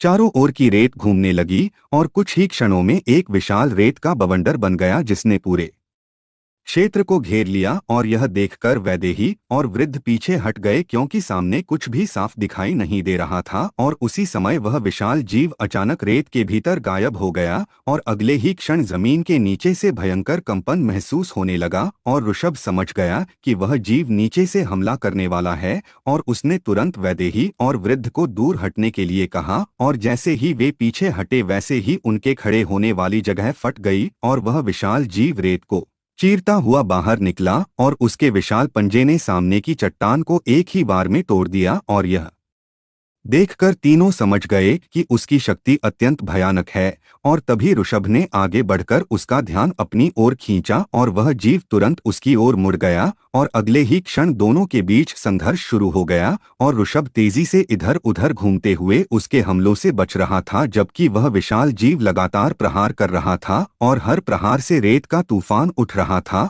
और कुछ समय तक यह संघर्ष चलता रहा, लेकिन फिर ऋषभ को महसूस हुआ कि यह जीव केवल क्रोध में हमला नहीं कर रहा बल्कि किसी विशेष उद्देश्य से उसकी परीक्षा ले रहा है। और यह विचार उसके मन में आते कि उसने अपने कदम रोक दिए और ध्यान से उस जीव की आंखों में देखने लगा और तभी उसे कुछ अजीब दिखाई दिया क्योंकि उस जीव की आंखों में केवल क्रोध नहीं बल्कि चेतावनी भी थी, मानो वह उसे कुछ समझाना चाहता हो। और यह देखकर ऋषभ ने अपनी पहली धरोहर बाहर निकाली और उसे अपने हाथ में उठा लिया और जैसे ही धरोहर की सुनहरी रोशनी फैली वैसे ही वह विशाल जीव अचानक रुक गया और उसकी गर्जना धीरे धीरे शांत होने लगी और फिर वह कुछ कदम पीछे हट गया और पूरे मरुस्थल में गहरी शांति फैल गई। और यह देखकर वैदेही और वृद्ध भी आश्चर्य में पड़ गए और तभी वह विशाल जीव धीरे धीरे झुक गया मानो वह ऋषभ को स्वीकार कर रहा हो और अगले ही क्षण उसकी आंखों की लाल चमक गायब होने लगी और उसकी जगह सुनहरी आभा दिखाई देने लगी और फिर एक गंभीर आवाज पूरे क्षेत्र में गूंज उठी और वह आवाज उसी रक्षक की थी और उसने कहा कि धरोहर के धारक, तुम सही मार्ग पर हो लेकिन आगे का रास्ता पहले से अधिक कठिन है। और यह सुनकर ऋषभ ध्यान से उसकी बात सुनने लगा और वह आवाज फिर बोली कि छाया पर्वत केवल शक्ति की परीक्षा नहीं लेता बल्कि मन की भी परीक्षा लेता है और जो अपने मन पर नियंत्रण नहीं रख पाता वह कभी वहां से जीवित नहीं लौटता। और यह सुनते ही वैदेही और वृद्ध के चेहरे गंभीर हो गए क्योंकि यह साधारण चेतावनी नहीं थी। और फिर वह रक्षक बोला कि पर्वत के भीतर प्रवेश करते ही तुम्हें ऐसे दृश्य दिखाई देंगे जो तुम्हारे मन की सबसे गहरी इच्छाओं और सबसे बड़े भय से जुड़े होंगे और यदि तुम उनमें फंस गए तो हमेशा के लिए वहीं खो जाओगे। और यह कहकर वह कुछ क्षण शांत रहा और फिर उसने अपना विशाल सिर आकाश की ओर उठाया और एक गर्जना की और उसी क्षण दूर खड़ा छाया पर्वत हल्की रोशनी से चमक उठा और उसके बीचों बीच एक संकरा मार्ग दिखाई देने लगा। और यह देखकर ऋषभ समझ गया कि रक्षक ने उनके लिए मार्ग खोल दिया है और तभी वह विशाल जीव धीरे धीरे रेत में समाने लगा और कुछ ही क्षणों में पूरी तरह गायब हो गया और उसके जाते ही मरुस्थल फिर शांत हो गया। लेकिन अब वातावरण पहले जैसा नहीं था क्योंकि सामने खड़ा छाया पर्वत पहले से अधिक रहस्यमय दिखाई दे रहा था। और तभी ऋषभ ने गहरी सांस ली और अपने साथियों की ओर देखा और तीनों बिना कुछ कहे उस पर्वत की ओर बढ़ने लगे क्योंकि वे जानते थे कि दूसरी धरोहर अब बहुत दूर नहीं है। लेकिन साथ ही यह भी स्पष्ट था कि असली परीक्षा अब शुरू होने वाली है। और जैसे जैसे वे पर्वत के निकट पहुंच रहे थे वैसे वैसे हवा ठंडी होती जा रही थी और वातावरण में एक अजीब सा दबाव बढ़ता जा रहा था। और फिर जब वे पर्वत के प्रवेश द्वार तक पहुंचे तो अचानक चारों ओर घना अंधकार फैल गया और उसी क्षण ऋषभ को अपने पीछे किसी परिचित आवाज ने पुकारा और वह आवाज बिल्कुल उसके पिता की थी। और उसे सुनते ही उसके कदम वहीं रुक गए क्योंकि वह आवाज इतनी वास्तविक थी कि उसे एक पल के लिए विश्वास ही नहीं हुआ कि यह केवल किसी परीक्षा की शुरुआत हो सकती है। मन की पहली परीक्षा। और उसे सुनते ही उसके कदम वहीं रुक गए क्योंकि वह आवाज इतनी वास्तविक थी कि उसे एक पल के लिए विश्वास ही नहीं हुआ कि यह केवल किसी परीक्षा की शुरुआत हो सकती है। और धीरे धीरे उसने पीछे मुड़कर देखा तो उसकी सांसें थम सी गईं क्योंकि कुछ ही दूरी पर उसके पिता खड़े दिखाई दे रहे थे और उनके चेहरे पर वही स्नेह भरी मुस्कान थी जिसे वह बचपन से देखता आया था। और उन्हें देखते ही ऋषभ के मन में अनगिनत भावनाएं उमड़ पड़ी क्योंकि वह वर्षों से उनसे दूर था और उनके बारे में केवल संकेत और रहस्य ही जान पाया था। और अब अचानक उन्हें अपने सामने देखकर उसका मन विचलित होने लगा और तभी उसके पिता जैसी दिखने वाली वह आकृति मुस्कुराते हुए बोली कि बेटा बहुत भटक लिया, अब मेरे साथ चलो, तुम्हें आगे जाने की आवश्यकता नहीं है। और यह सुनते ही ऋषभ के भीतर एक क्षण के लिए इच्छा जागी कि वह सब कुछ छोड़कर उनके पास चला जाए। लेकिन उसी समय उसे मरुस्थल के रक्षक की चेतावनी याद आ गई कि पर्वत मन की परीक्षा लेता है और मनुष्य को उसकी सबसे गहरी इच्छा दिखाता है। और यह सोचते ही उसका मन थोड़ा शांत हुआ और उसने ध्यान से उस आकृति को देखा और फिर दृढ़ स्वर में कहा कि यदि आप वास्तव में मेरे पिता होते तो मुझे कभी मेरे मार्ग से हटने के लिए नहीं कहते। और उसकी यह बात सुनते ही वह मुस्कुराती हुई आकृति अचानक बदलने लगी और कुछ ही क्षणों में वह धुएं की तरह हवा में विलीन हो गई और उसके गायब होते ही चारों ओर का अंधकार थोड़ा हल्का हो गया। और तभी वैदेही की आवाज सुनाई दी जो कुछ दूर खड़ी उसे पुकार रही थी और ऋषभ तुरंत उसकी ओर बढ़ा और उसने देखा कि वैदेही भी परेशान दिखाई दे रही थी और उसकी आंखों में आंसू थे। और जब ऋषभ ने उससे पूछा तो उसने बताया कि उसे अपनी माँ दिखाई दे रही थीं। जो उसे वापस लौटने के लिए कह रही थीं, और यह सुनकर ऋषभ समझ गया कि पर्वत हर व्यक्ति को उसकी सबसे बड़ी कमजोरी दिखा रहा है। और फिर उसने वैदेही को भी वही बात समझाई और कुछ समय बाद वह भी अपने भ्रम से बाहर आ गई और तीनों फिर आगे बढ़ने लगे। और जैसे जैसे वे पर्वत के भीतर जा रहे थे वैसे वैसे वातावरण और रहस्यमय होता जा रहा था और चारों ओर काली चट्टानें दिखाई दे रही थीं जिन पर अजीब चिन्ह बने हुए थे और कई स्थानों पर ऐसा लगता था मानो कोई उन्हें दूर से देख रहा हो, लेकिन जब वे उधर देखते तो वहां कोई नहीं होता और यह सब उनके मन पर दबाव डाल रहा था। फिर भी वे आगे बढ़ते रहे और कुछ समय बाद वे एक विशाल गुफा में पहुंचे और उसके बीचों बीच काले पत्थर का एक बड़ा चबूतरा बना हुआ था। और जैसे ही तीनों उसके निकट पहुंचे वैसे ही पूरा स्थान कांपने लगा और अगले ही क्षण उनके सामने तीन अलग अलग रास्ते प्रकट हो गए और हर रास्ता अलग दिशा में जा रहा था। और तभी हवा में एक गंभीर आवाज गूंजी और बोली कि आगे बढ़ने के लिए हर व्यक्ति को अपना मार्ग स्वयं चुनना होगा। और यह सुनते ही तीनों एक दूसरे की ओर देखने लगे, क्योंकि वे साथ आए थे लेकिन अब उन्हें अलग होना पड़ रहा था। और कुछ क्षणों के बाद उन्होंने साहस जुटाया और अपने अपने मार्ग पर चल पड़े। और ऋषभ जिस रास्ते पर आगे बढ़ा वह धीरे धीरे और अधिक अंधकारमय होता गया और कुछ दूरी पर पहुंचते ही उसे अपने आसपास फुसफुसाहटें सुनाई देने लगीं और वे आवाजें लगातार कह रही थीं कि तुम असफल हो जाओगे, तुम कभी अपने पिता तक नहीं पहुंच पाओगे, तुम अपने साथियों की रक्षा नहीं कर पाओगे। और ये शब्द बार बार उसके कानों में गूंजने लगे, उसका मन विचलित करने लगे। लेकिन ऋषभ ने अपने कदम नहीं रोके, क्योंकि अब वह समझ चुका था कि यह सब परीक्षा का हिस्सा है। और वह आगे बढ़ता रहा और तभी अचानक उसके सामने एक विशाल कक्ष प्रकट हुआ और उस कक्ष में उसने एक ऐसा दृश्य देखा जिसने उसके कदम रोक दिए, क्योंकि वहां उसने स्वयं को देखा, लेकिन वह भविष्य का ऋषभ था और वह पूरी तरह अकेला खड़ा था और उसके चारों ओर अंधकार फैला हुआ था। और फिर वह दृश्य बदल गया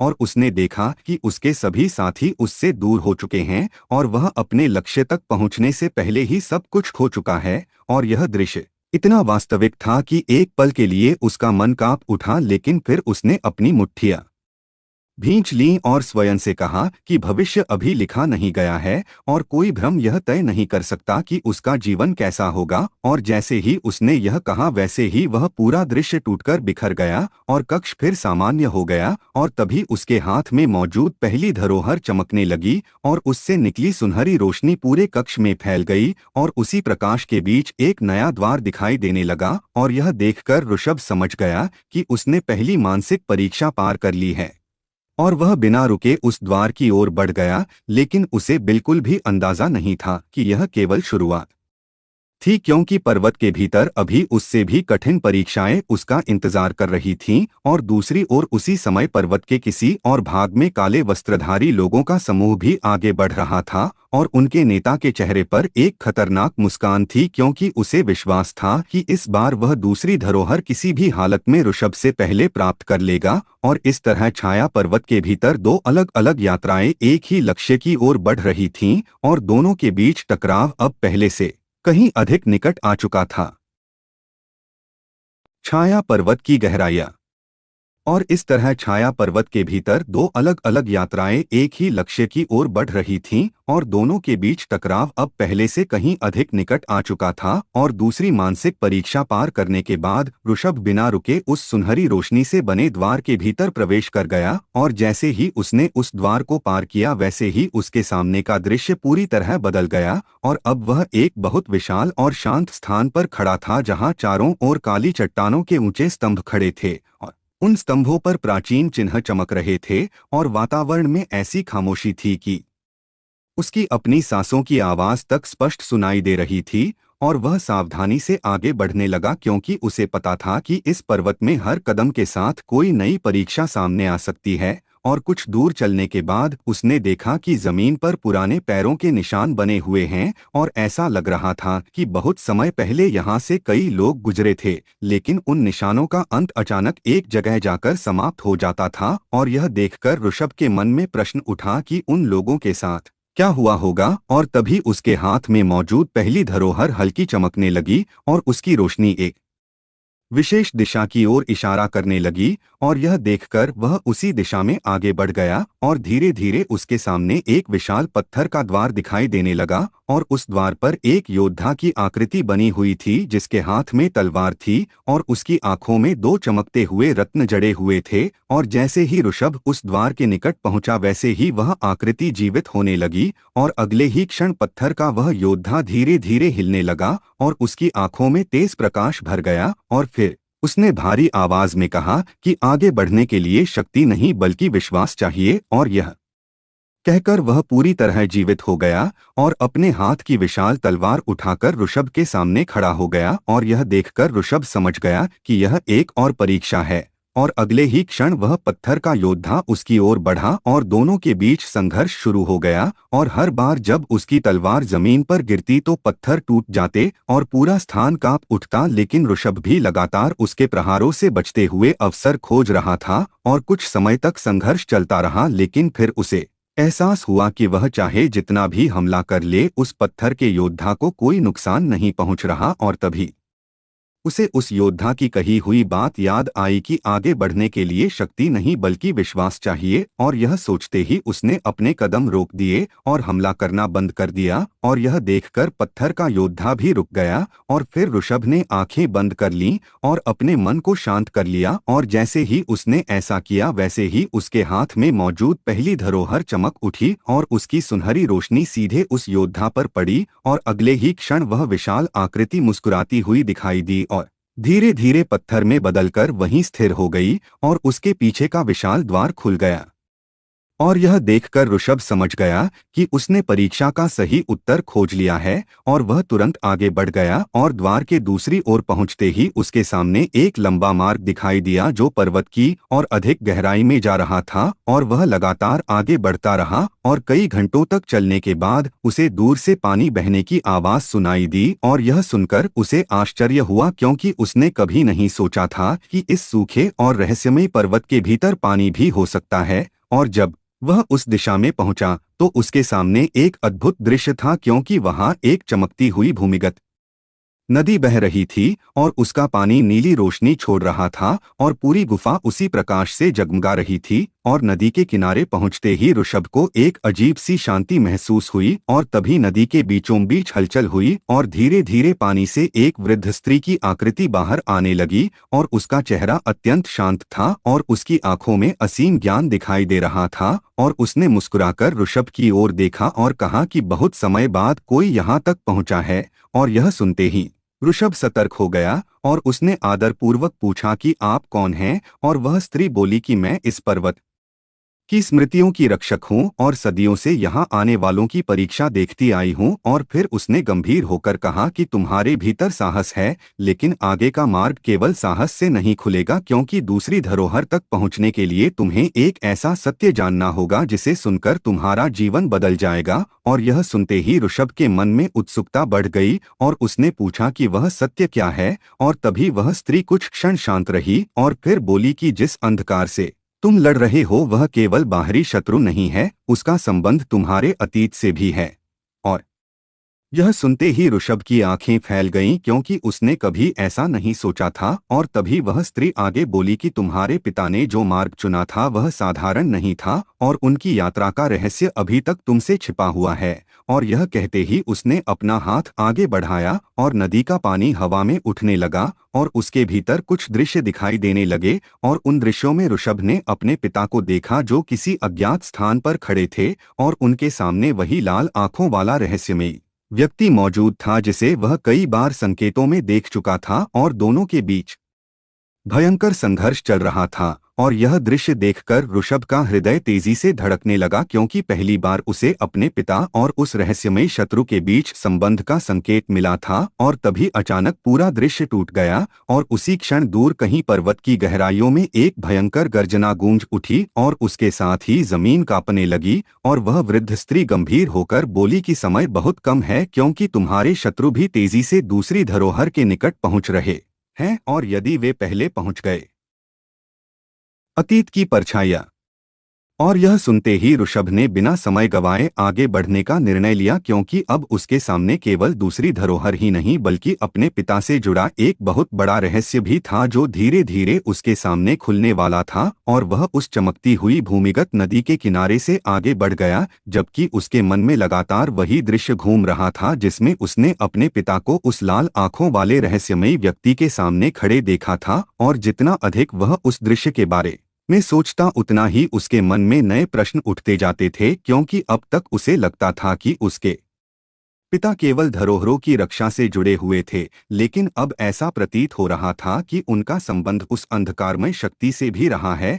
जो वर्षों से संसार के पीछे छिपकर अपना जाल फैला रही थी। और यह विचार उसके मन को बेचैन कर रहा था, लेकिन उसने स्वयं को शांत रखा और लगातार आगे बढ़ता रहा, क्योंकि वह जानता था कि उत्तर केवल आगे ही मिलेगा। और कुछ समय बाद वह एक ऐसे स्थान पर पहुंचा जहां गुफा का मार्ग दो भागों में बंट गया था और दोनों रास्ते बिल्कुल एक जैसे दिखाई दे रहे थे। और यह देखकर वह कुछ क्षणों के लिए रुक गया और तभी उसके हाथ में मौजूद पहली धरोहर हल्की चमकने लगी, लेकिन इस बार उसने किसी दिशा की ओर संकेत नहीं किया। और यह देखकर ऋषभ भी आश्चर्य में पड़ गया, क्योंकि अब तक धरोहर हमेशा सही मार्ग दिखाती आई थी। और तभी अचानक उसके सामने हवा में धुएं जैसी आकृतियां बनने लगीं और धीरे धीरे वे आकृतियां मनुष्यों का रूप लेने लगीं। और अगले ही क्षण उसने देखा कि उसके सामने उसके बचपन के कुछ दृश्य दिखाई दे रहे हैं और वह स्वयं एक छोटे बालक के रूप में अपने पुराने घर के आंगन में खेल रहा है और उसके पिता उसके पास खड़े मुस्कुरा रहे हैं।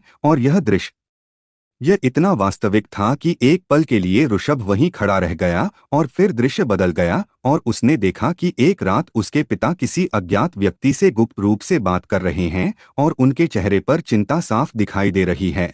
और तभी वह अज्ञात व्यक्ति कह रहा है कि समय बहुत कम है, यदि वह जाग गया तो सब कुछ समाप्त हो जाएगा। और यह सुनकर ऋषभ चौंक गया, क्योंकि उसने पहले कभी ऐसा दृश्य नहीं देखा था। और फिर अचानक वह पूरा दृश्य धुएं की तरह गायब हो गया और उसी क्षण एक भारी आवाज गूंजी और बोली कि अतीत को देखने वाला हर व्यक्ति सत्य को सहन नहीं कर पाता। और यह सुनते ही ऋषभ सतर्क हो गया और उसने चारों ओर देखा, लेकिन वहां कोई दिखाई नहीं दिया। और तभी उसके सामने काले धुएं से बनी एक विशाल आकृति प्रकट हुई जिसकी आंखें चमक रही थीं और उसका चेहरा स्पष्ट दिखाई नहीं दे रहा था। और वह गंभीर स्वर में बोली कि यदि तुम्हें आगे बढ़ना है तो तुम्हें अपने अतीत को स्वीकार करना होगा। और यह कहते ही उसने अपना हाथ उठाया और अगले ही क्षण चारों ओर का दृश्य बदल गया और अब ऋषभ ने स्वयं को एक विशाल मैदान में खड़ा पाया जहां चारों ओर युद्ध चल रहा था और आकाश लाल दिखाई दे रहा था और हजारों लोग एक दूसरे से लड़ रहे थे।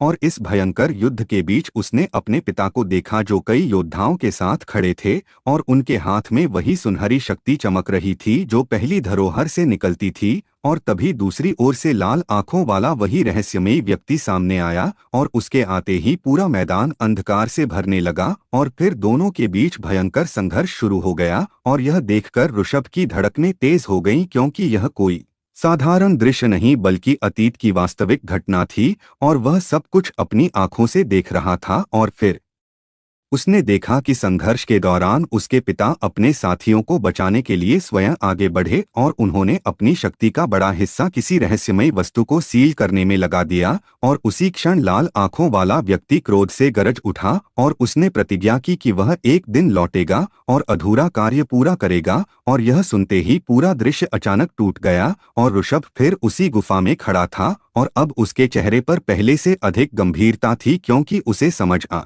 गया था कि उसके पिता केवल धरोहरों के रक्षक नहीं थे बल्कि उन्होंने किसी बहुत बड़े संकट को रोकने के लिए अपना सब कुछ दांव पर लगा दिया था और शायद उसी कारण वे आज उसके साथ नहीं थे। और यह सोचकर उसके मन में अपने पिता के लिए सम्मान और बढ़ गया। और तभी वह काली धुएं वाली आकृति फिर बोली कि तुमने सत्य का एक भाग देख लिया है, लेकिन अभी बहुत कुछ बाकी है और यदि तुम वास्तव में दूसरी धरोहर के योग्य हो तो आगे बढ़ो। और यह कहते ही वह आकृति धीरे धीरे गायब हो गई और उसके सामने दाएं तरफ का मार्ग सुनहरी रोशनी से चमकने लगा, जबकि दूसरा मार्ग पूरी तरह अंधकार में डूब गया। और यह देखकर ऋषभ समझ गया कि अब सही रास्ता रास्ता उसके सामने है और वह बिना रुके आगे बढ़ गया और कई देर तक चलता रहा और अंततः वह एक विशाल गोलाकार कक्ष में पहुंचा जहां की छत इतनी ऊंची थी कि उसका अंत दिखाई नहीं देता था और कक्ष के बीचों बीच एक पत्थर का स्तंभ खड़ा था और उसके ऊपर एक चमकता हुआ क्रिस्टल रखा था जो नीली रोशनी फैला रहा था और उसे देखते ही ऋषभ को महसूस हुआ कि दूसरी धरोहर अब बहुत दूर नहीं है। और तभी अचानक कक्ष के दूसरे छोर से कदमों की आवाज सुनाई दी और जब उसने उधर देखा तो उसके चेहरे पर गंभीरता आ गई क्योंकि वहां काले वस्त्रधारी लोगों का नेता खड़ा था और उसके पीछे उसके कई साथी मौजूद थे और उसके चेहरे पर पहले जैसी ही खतरनाक मुस्कान थी और वह धीरे धीरे ताली बजाते हुए बोला कि आखिरकार हम फिर मिल ही गए और इस बार हमारे बीच कोई धुंध घाटी नहीं है और कोई रास्ता बंद होने वाला नहीं है। और यह सुनते ही ऋषभ समझ गया कि दूसरी धरोहर तक पहुंचने से पहले उसे एक बार फिर अपने सबसे खतरनाक शत्रु का सामना करना पड़ेगा और इस बार यह संघर्ष पहले से कहीं अधिक कठिन होने वाला था। आमना सामना। और यह सुनते ही ऋषभ समझ गया कि दूसरी धरोहर तक पहुंचने से पहले उसे एक बार फिर अपने सबसे खतरनाक शत्रु का सामना करना पड़ेगा और इस बार यह संघर्ष पहले से कहीं अधिक कठिन होने वाला था क्योंकि अब वे दोनों एक ही स्थान पर खड़े थे और उनके बीच केवल कुछ कदमों की दूरी थी और उस विशाल गोलाकार कक्ष में फैली नीली रोशनी दोनों के चेहरों पर पड़ रही थी और वातावरण में ऐसा तनाव था मानो किसी भी क्षण भयंकर टकराव शुरू हो सकता हो। और तभी काले वस्त्रधारी लोगों का नेता धीरे धीरे आगे बढ़ा और उसके चेहरे पर वही रहस्यमय मुस्कान बनी हुई थी और उसने ऋषभ की ओर देखते हुए कहा कि तुम सच में उम्मीद से अधिक दूर तक पहुंच गए हो लेकिन तुम्हारी यात्रा यहीं समाप्त होने वाली है।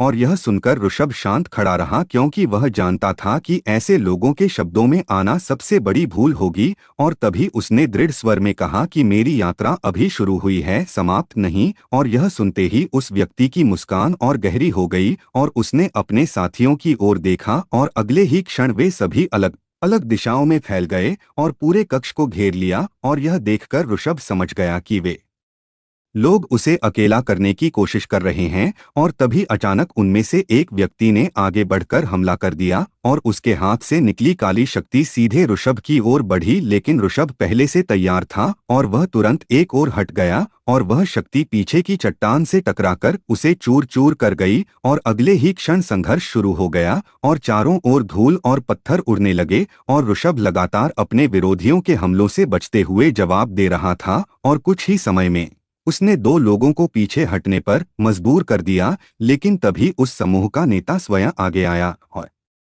उसके आते ही बाकी लोग पीछे हट गए क्योंकि वे जानते थे कि अब वह स्वयं लड़ना चाहता है। और उसके चेहरे पर अब मुस्कान नहीं थी बल्कि एक अजीब गंभीरता दिखाई दे रही थी। और उसने कहा कि मैं वर्षों से इस दिन की प्रतीक्षा कर रहा हूं। और यह कहते ही उसने अपना हाथ आगे बढ़ाया और उसकी हथेली से काली रोशनी निकलने लगी और देखते ही देखते वह रोशनी एक विशाल भाले का रूप लेने लगी और उसकी चमक पूरे कक्ष में फैल गई। और यह देखकर ऋषभ सतर्क हो गया क्योंकि उसे महसूस हो रहा था कि यह व्यक्ति पहले की तुलना में कहीं अधिक शक्तिशाली हो चुका है। और अगले ही क्षण वह भाले के साथ बिजली जैसी गति से उसकी ओर बढ़ा और दोनों के बीच सीधा संघर्ष शुरू हो गया और उनके टकराते ही पूरा कक्ष कांप उठा और आसपास की चट्टानों में दरारें पड़ने लगीं और कुछ देर तक दोनों बिना रुके लड़ते रहे और कोई भी पीछे हटने को तैयार नहीं था। और तभी संघर्ष के दौरान उस व्यक्ति ने अचानक कहा कि क्या तुम्हें सच में लगता है कि तुम्हारे पिता निर्दोष थे? और यह सुनते ही ऋषभ एक पल के लिए चौंक गया क्योंकि उसने इस विषय की अपेक्षा नहीं की थी। और उसी क्षण उसके विरोधी ने अवसर का लाभ उठाकर हमला किया और ऋषभ मुश्किल से बच पाया लेकिन अब उसके मन में नए प्रश्न उठने लगे थे। और तभी वह व्यक्ति फिर बोला कि जिस सत्य को तुम खोज रहे हो वह तुम्हारी कल्पना से कहीं अधिक भयानक है। और यह सुनते ही ऋषभ ने क्रोध में कहा कि मेरे पिता ने लोगों की रक्षा की थी और यह बात मैं जानता हूँ। और तभी वह व्यक्ति हंस पड़ा और बोला कि हाँ, उन्होंने रक्षा की थी लेकिन किसकी और किस कीमत पर यह तुम अभी नहीं जानते। और उसके ये शब्द ऋषभ के मन में गूंजने लगे लेकिन उसने अपने विचारों को नियंत्रित किया क्योंकि वह समझ चुका था कि उसका शत्रु उसे मानसिक रूप से कमजोर करना चाहता है, और फिर उसने पूरी शक्ति के साथ प्रतिकार किया और उसके प्रहार से वह व्यक्ति कई कदम पीछे खिसक गया और पहली बार उसके चेहरे पर आश्चर्य दिखाई दिया। और उसी समय ऋषभ के हाथ में मौजूद पहली धरोहर तेज चमकने लगी और उसकी सुनहरी रोशनी पूरे कक्ष में फैल गई, और यह देखकर काले वस्त्रधारी लोगों के कई साथी घबराकर पीछे हट गए क्योंकि वह प्रकाश उनकी काली शक्ति को कमजोर कर रहा था। और तभी कक्ष के बीचों बीच खड़ा वह विशाल पत्थर का स्तंभ कांपने लगा और उसके ऊपर रखा नीला क्रिस्टल पहले से अधिक चमकने लगा, और यह देखकर सभी लोग उसकी ओर देखने लगे क्योंकि ऐसा लग रहा था कि कोई महत्वपूर्ण घटना होने वाली है। और अगले ही क्षण पूरे कक्ष में एक गूंजती हुई आवाज फैल गई, और वह आवाज किसी मनुष्य की नहीं थी, और उसने कहा कि दूसरी धरोहर के योग्य व्यक्ति का चयन होने का समय आ गया है। और यह सुनते ही वहां मौजूद सभी लोग स्तब्ध रह गए, और तभी नीले क्रिस्टल से प्रकाश की एक किरण निकली और वह सीधे ऋषभ तथा उसके शत्रु के बीच आकर रुक गई, और फिर उस प्रकाश के भीतर एक प्राचीन द्वार प्रकट होने लगा, और उसे देखते ही सभी समझ गए कि दूसरी धरोहर उसी द्वार के पीछे छिपी हुई है, और अब जो भी पहले वहां पहुंचेगा वही उसका अधिकार प्राप्त करेगा। और यह सोचते ही काले वस्त्रधारी लोगों का नेता अचानक पूरी गति से उस द्वार की ओर दौड़ पड़ा, और उसके साथ उसके साथी भी आगे बढ़ने लगे। लेकिन उसी क्षण ऋषभ ने भी बिना एक पल गवाए दौड़ लगा दी, और दोनों पक्ष एक साथ उस रहस्यमयी द्वार की ओर बढ़ने लगे क्योंकि अब वर्षों से छिपा दूसरा रहस्य और दूसरी धरोहर बस कुछ ही कदम दूर थी, और आने वाले क्षण यह तय करने वाले थे कि आगे की यात्रा किस दिशा में जाएगी। दूसरी धरोहर का द्वार। और अब वर्षों से छिपा दूसरा रहस्य और दूसरी धरोहर बस कुछ ही कदम दूर थी, और आने वाले क्षण यह तय करने वाले थे कि आगे की यात्रा किस दिशा में जाएगी। और जैसे ही काले वस्त्रधारी लोगों का नेता उस रहस्यमयी द्वार की ओर दौड़ा, वैसे ही ऋषभ भी पूरी गति से उसके पीछे बढ़ा, और दोनों के बीच की दूरी लगातार कम होती जा रही थी, जबकि उनके पीछे मौजूद बाकी लोग भी उस द्वार तक पहुंचने की कोशिश कर रहे थे। और पूरा कक्ष भयंकर कंपन से कांप रहा था, मानो पर्वत स्वयं इस निर्णायक क्षण का साक्षी बन रहा हो। और तभी नीले क्रिस्टल से निकली रोशनी और तेज हो गई, और उसके प्रकाश में वह विशाल द्वार पूरी तरह स्पष्ट दिखाई देने लगा, और उस पर बने प्राचीन चिन्ह चमकने लगे। और जैसे जैसे दोनों उसके निकट पहुंच रहे थे, वैसे वैसे उन चिन्हों की चमक भी बढ़ती जा रही थी। और तभी अचानक जमीन जोर से हिली और उनके बीच की भूमि फट गई और एक गहरी खाई बन गई। लेकिन ऋषभ बिना रुके आगे बढ़ा, और सही समय देखकर उसने छलांग लगा दी और दूसरी ओर पहुंच गया, जबकि उसके पीछे आने वाले कई लोग रुक गए। और यह देखकर काले वस्त्रधारी लोगों का नेता भी क्रोधित हो उठा क्योंकि वह ऋषभ से पीछे नहीं रहना चाहता था, और उसने भी पूरी शक्ति लगाकर छलांग लगाई और किसी तरह दूसरी ओर पहुंच गया। और अब दोनों लगभग एक साथ उस द्वार के सामने खड़े थे, और तभी वह प्राचीन द्वार धीरे धीरे खुलने लगा, और उसके भीतर से इतनी तेज नीली रोशनी निकली कि कुछ क्षणों के लिए किसी की आंखें खुली नहीं रह सकीं। और जब प्रकाश थोड़ा कम हुआ तो उनके सामने एक लंबा मार्ग दिखाई दिया जो सीधे पर्वत की गहराइयों में उतर रहा था, और उस मार्ग के अंत में दूर कहीं एक चमकती हुई वस्तु दिखाई दे रही थी, और उसे देखते ही सभी समझ गए कि वही दूसरी धरोहर है। और अगले ही क्षण दोनों बिना समय गवाए उस दिशा में दौड़ पड़े, और कुछ देर बाद वे एक विशाल भूमिगत कक्ष में पहुंचे। और उस कक्ष का दृश्य देखकर सभी की सांसें थम गईं क्योंकि वहां बीचों बीच एक पारदर्शी पत्थर का मंच बना हुआ था, और उसके ऊपर एक नीले रंग का चमकता हुआ रत्न हवा में तैर रहा था, और उसके चारों ओर ऊर्जा का घेरा बना हुआ था जो लगातार घूम रहा था, और पूरा कक्ष उसी प्रकाश से जगमगा रहा था। और तभी हवा में वही गंभीर आवाज फिर गूंजी और बोली कि दूसरी धरोहर केवल उस व्यक्ति को प्राप्त होगी जो लालच से मुक्त होगा। और यह सुनते ही काले वस्त्रधारी लोगों का नेता हंस पड़ा और बोला कि शक्ति प्राप्त करने के लिए लालच आवश्यक होता है। और यह कहते ही वह सीधे उस रत्न की ओर बढ़ गया, और जैसे ही उसने ऊर्जा के घेरे को पार करने की कोशिश की, वैसे ही पूरा कक्ष कांप उठा, और अगले ही क्षण उसे किसी अदृश्य शक्ति ने पीछे फेंक दिया, और वह दूर जाकर चट्टान से टकराया, और उसके चेहरे पर पहली बार पीड़ा दिखाई दी। और यह देखकर उसके साथी घबरा गए, और तभी वह क्रोध में उठ खड़ा हुआ और फिर से आगे बढ़ने लगा। लेकिन इस बार ऊर्जा का घेरा और भी तेज घूमने लगा, और उसकी चमक इतनी बढ़ गई कि कोई भी उसके निकट नहीं जा पा रहा था और तभी ऋषभ ने ध्यान से उस धरोहर को देखा और उसे वृद्ध रक्षिका की बात याद आई कि हर धरोहर केवल शक्ति नहीं देती बल्कि मन की परीक्षा भी लेती है। और यह सोचकर उसने अपने मन को शांत किया और धीरे धीरे आगे बढ़ने लगा। और आश्चर्य की बात यह थी कि जैसे जैसे वह आगे बढ़ रहा था ऊर्जा का घेरा उसके लिए धीमा होता जा रहा था और यह देखकर बाकी लोग हैरान रह गए। और कुछ ही क्षणों में वह उस मंच के बिल्कुल सामने पहुंच गया और तभी उसके सामने अचानक कई दृश्य प्रकट होने लगे और उसने देखा कि यदि वह चाहे तो इस धरोहर की शक्ति से अपार सामर्थ्य प्राप्त कर सकता है और संसार का सबसे शक्तिशाली व्यक्ति बन सकता है। और फिर दूसरा दृश्य आया जिसमें उसने देखा कि लोग उसके सामने सिर झुका रहे हैं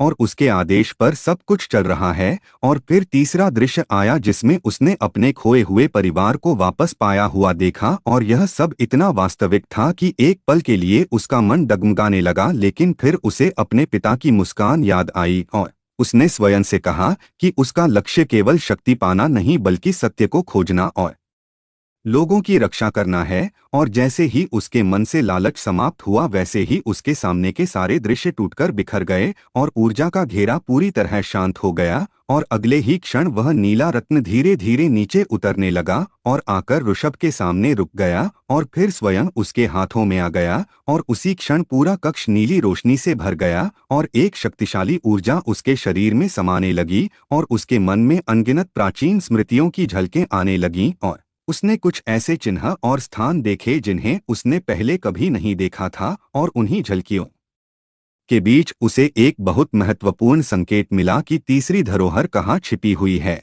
और यह देखकर उसका हृदय तेजी से धड़कने लगा क्योंकि अब उसकी यात्रा का अगला मार्ग स्पष्ट होने लगा था। लेकिन तभी अचानक एक भयानक गर्जना पूरे पर्वत में गूंज उठी और अगले ही क्षण कक्ष की दीवारों में दरारें पड़ने लगीं और ऊपर से विशाल पत्थर टूटकर गिरने लगे। और उसी समय काले वस्त्रधारी लोगों का नेता क्रोध से चिल्लाया क्योंकि दूसरी धरोहर उसके हाथ से निकल चुकी थी और उसके चेहरे पर ऐसा क्रोध था जैसा पहले कभी नहीं देखा गया था। और उसने अपनी सारी शक्ति एकत्र करनी शुरू कर दी और यह देखकर ऋषभ समझ गया कि असली संघर्ष अभी समाप्त नहीं हुआ है बल्कि अब पहले से भी अधिक खतरनाक रूप लेने वाला है। क्योंकि दूसरी धरोहर प्राप्त होने के साथ ही पर्वत के भीतर छिपी कोई प्राचीन शक्ति भी जाग चुकी थी जो अब सब कुछ बदलने वाली थी।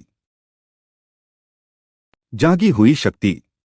और दूसरी धरोहर प्राप्त होने के साथ ही पर्वत के भीतर छिपी कोई प्राचीन शक्ति भी जाग चुकी थी जो अब सब कुछ बदलने वाली थी। और जैसे ही वह भयानक गर्जना पूरे पर्वत में गूंजी वैसे ही कक्ष की दीवारों में पड़ी दरारें तेजी से फैलने लगीं और ऊपर से बड़े बड़े पत्थर टूटकर गिरने लगे और चारों ओर धूल का घना बादल छा गया। और उस अराजकता के बीच काले वस्त्रधारी लोगों का नेता क्रोध से कांप रहा था क्योंकि वर्षों की उसकी योजना उसकी आंखों के सामने असफल हो चुकी थी और दूसरी धरोहर अब ऋषभ के हाथों में थी। और तभी उसने अपनी पूरी शक्ति एकत्र की और उसके चारों ओर काली ऊर्जा का भयंकर भंवर बनने लगा और उसके साथी भी पीछे हट गए क्योंकि वे जानते थे कि अब उसका क्रोध किसी को भी नहीं छोड़ेगा। और अगले ही क्षण उसने जोर से गर्जना की और उसकी शक्ति पूरे कक्ष में फैल गई और जमीन तक कांपने लगी। और यह देखकर ऋषभ सतर्क हो गया क्योंकि उसे महसूस हो रहा था कि यह पहले जैसा संघर्ष नहीं होने वाला। और तभी वह व्यक्ति बिजली जैसी गति से उसकी ओर बढ़ा और उसकी हथेली से निकली काली ऊर्जा सीधे ऋषभ की ओर आई। लेकिन उसी समय दूसरी धरोहर से नीली रोशनी निकली और उसने उस हमले को रोक लिया। और दोनों शक्तियों के टकराने से इतना तेज प्रकाश फैला कि कुछ क्षणों के लिए पूरा कक्ष चमक उठा और फिर एक जोरदार विस्फोट हुआ जिससे दोनों कुछ कदम पीछे हट गए। और यह देखकर काले वस्त्रधारी लोगों का नेता और अधिक क्रोधित हो गया क्योंकि अब दूसरी धरोहर स्वयं ऋषभ की रक्षा कर रही थी। और तभी उसने कहा कि यदि धरोहर मुझे नहीं मिल सकती तो मैं तुम्हें भी इसके साथ जीवित नहीं रहने दूंगा। और यह कहते ही उसने दोनों हाथ आकाश की ओर उठाए और पूरे कक्ष में फैली काली ऊर्जा एक स्थान पर इकट्ठी होने लगी और धीरे धीरे एक विशाल छाया का रूप लेने लगी। और कुछ ही क्षणों में वहां एक भयंकर दैत्याकार आकृति खड़ी हो गई जिसकी आंखें लाल थीं और उसका शरीर धुएं और अंधकार से बना हुआ था और उसे देखते ही आसपास मौजूद लोग भय से कांप उठे क्योंकि वह कोई साधारण शक्ति नहीं थी बल्कि बहुत पुरानी और खतरनाक ऊर्जा का रूप थी।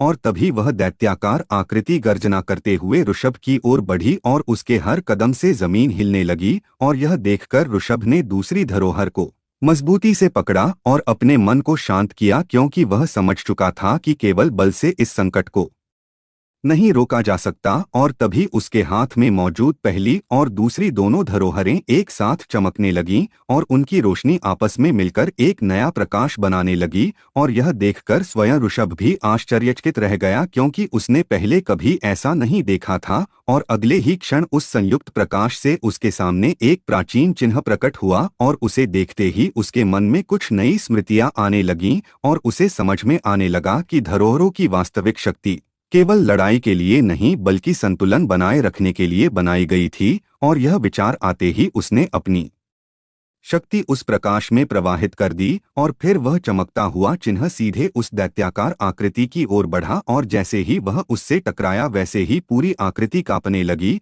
और उसकी गर्जना पीड़ा में बदल गई। और कुछ ही क्षणों बाद उसका विशाल शरीर टूटकर बिखरने लगा और धीरे धीरे वह काली ऊर्जा हवा में विलीन हो गई। और यह देखकर काले वस्त्रधारी लोगों का नेता अविश्वास से ऋषभ को देखने लगा क्योंकि उसने कभी नहीं सोचा था कि कोई उसकी सबसे बड़ी शक्ति को इस प्रकार नष्ट कर देगा। और तभी अचानक पूरा पर्वत पहले से भी अधिक जोर से कांपा और इस बार केवल कक्ष ही नहीं बल्कि पूरा क्षेत्र हिलने लगा। और तभी दूर कहीं से एक और गर्जना सुनाई दी जो पहले से कहीं अधिक भारी और भयावह थी। और उसे सुनते ही वहां मौजूद हर व्यक्ति के चेहरे का रंग बदल गया क्योंकि वह आवाज किसी मनुष्य की नहीं थी और न ही किसी साधारण जीव की। और तभी कक्ष की दीवार का एक बड़ा हिस्सा टूटकर गिर गया और उसके पीछे एक विशाल सुरंग दिखाई देने लगी जो पर्वत की और गहराई में जा रही थी। और उस सुरंग से प्राचीन और रहस्यमयी ऊर्जा निकल रही थी। और उसी समय दूसरी धरोहर फिर चमक उठी और उसके भीतर से एक दृश्य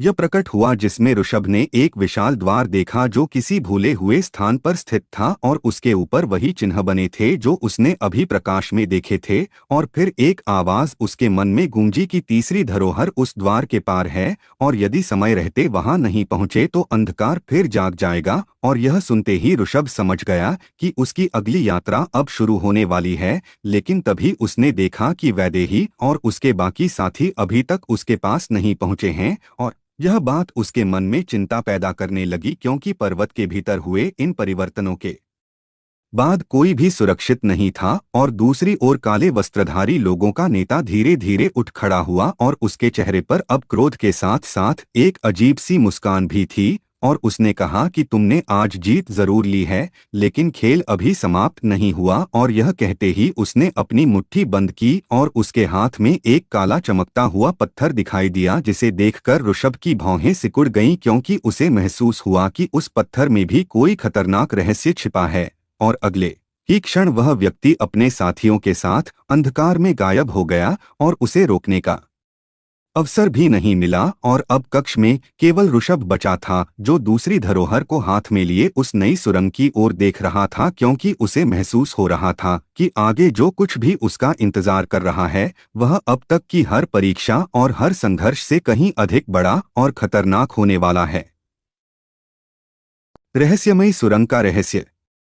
और अब कक्ष में केवल ऋषभ बचा था जो दूसरी धरोहर को हाथ में लिए उस नई सुरंग की ओर देख रहा था क्योंकि उसे महसूस हो रहा था कि आगे जो कुछ भी उसका इंतजार कर रहा है वह अब तक की हर परीक्षा और हर संघर्ष से कहीं अधिक बड़ा और खतरनाक होने वाला है। और कुछ क्षण तक वह वहीं खड़ा रहा और अपने चारों ओर फैले टूटे हुए पत्थरों और बिखरे हुए अवशेषों को देखता रहा क्योंकि अभी कुछ समय पहले तक यहाँ भयंकर संघर्ष चल रहा था और अब केवल अजीब सी खामोशी बची हुई थी। और तभी उसे वैदेही और अपने बाकी साथियों की याद आई और उसके मन में चिंता पैदा हुई क्योंकि पर्वत के भीतर हुए इस बदलाव के बाद कोई भी सुरक्षित नहीं था और यह सोचकर उसने तुरंत उन्हें खोजने का निश्चय किया। लेकिन तभी उसके हाथ में मौजूद दूसरी धरोहर हल्के हल्के चमकने लगी और उसकी नीली रोशनी सीधे उस रहस्यमयी सुरंग की ओर इशारा करने लगी। और यह देखकर ऋषभ समझ गया कि फिलहाल उसका मार्ग उसी दिशा में है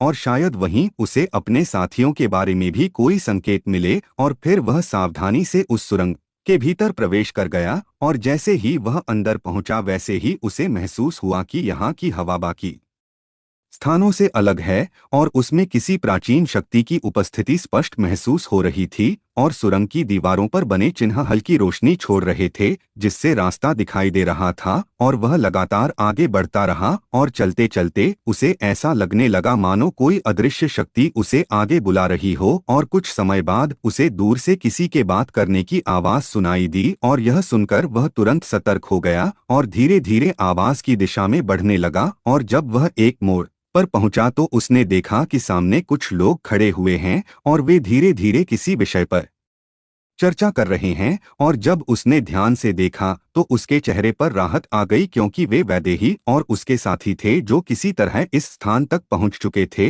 और उन्हें सुरक्षित देखकर ऋषभ ने राहत की सांस ली और फिर वह उनके पास पहुंचा और सभी उसे देखकर प्रसन्न हो गए क्योंकि वे भी उसकी चिंता कर रहे थे।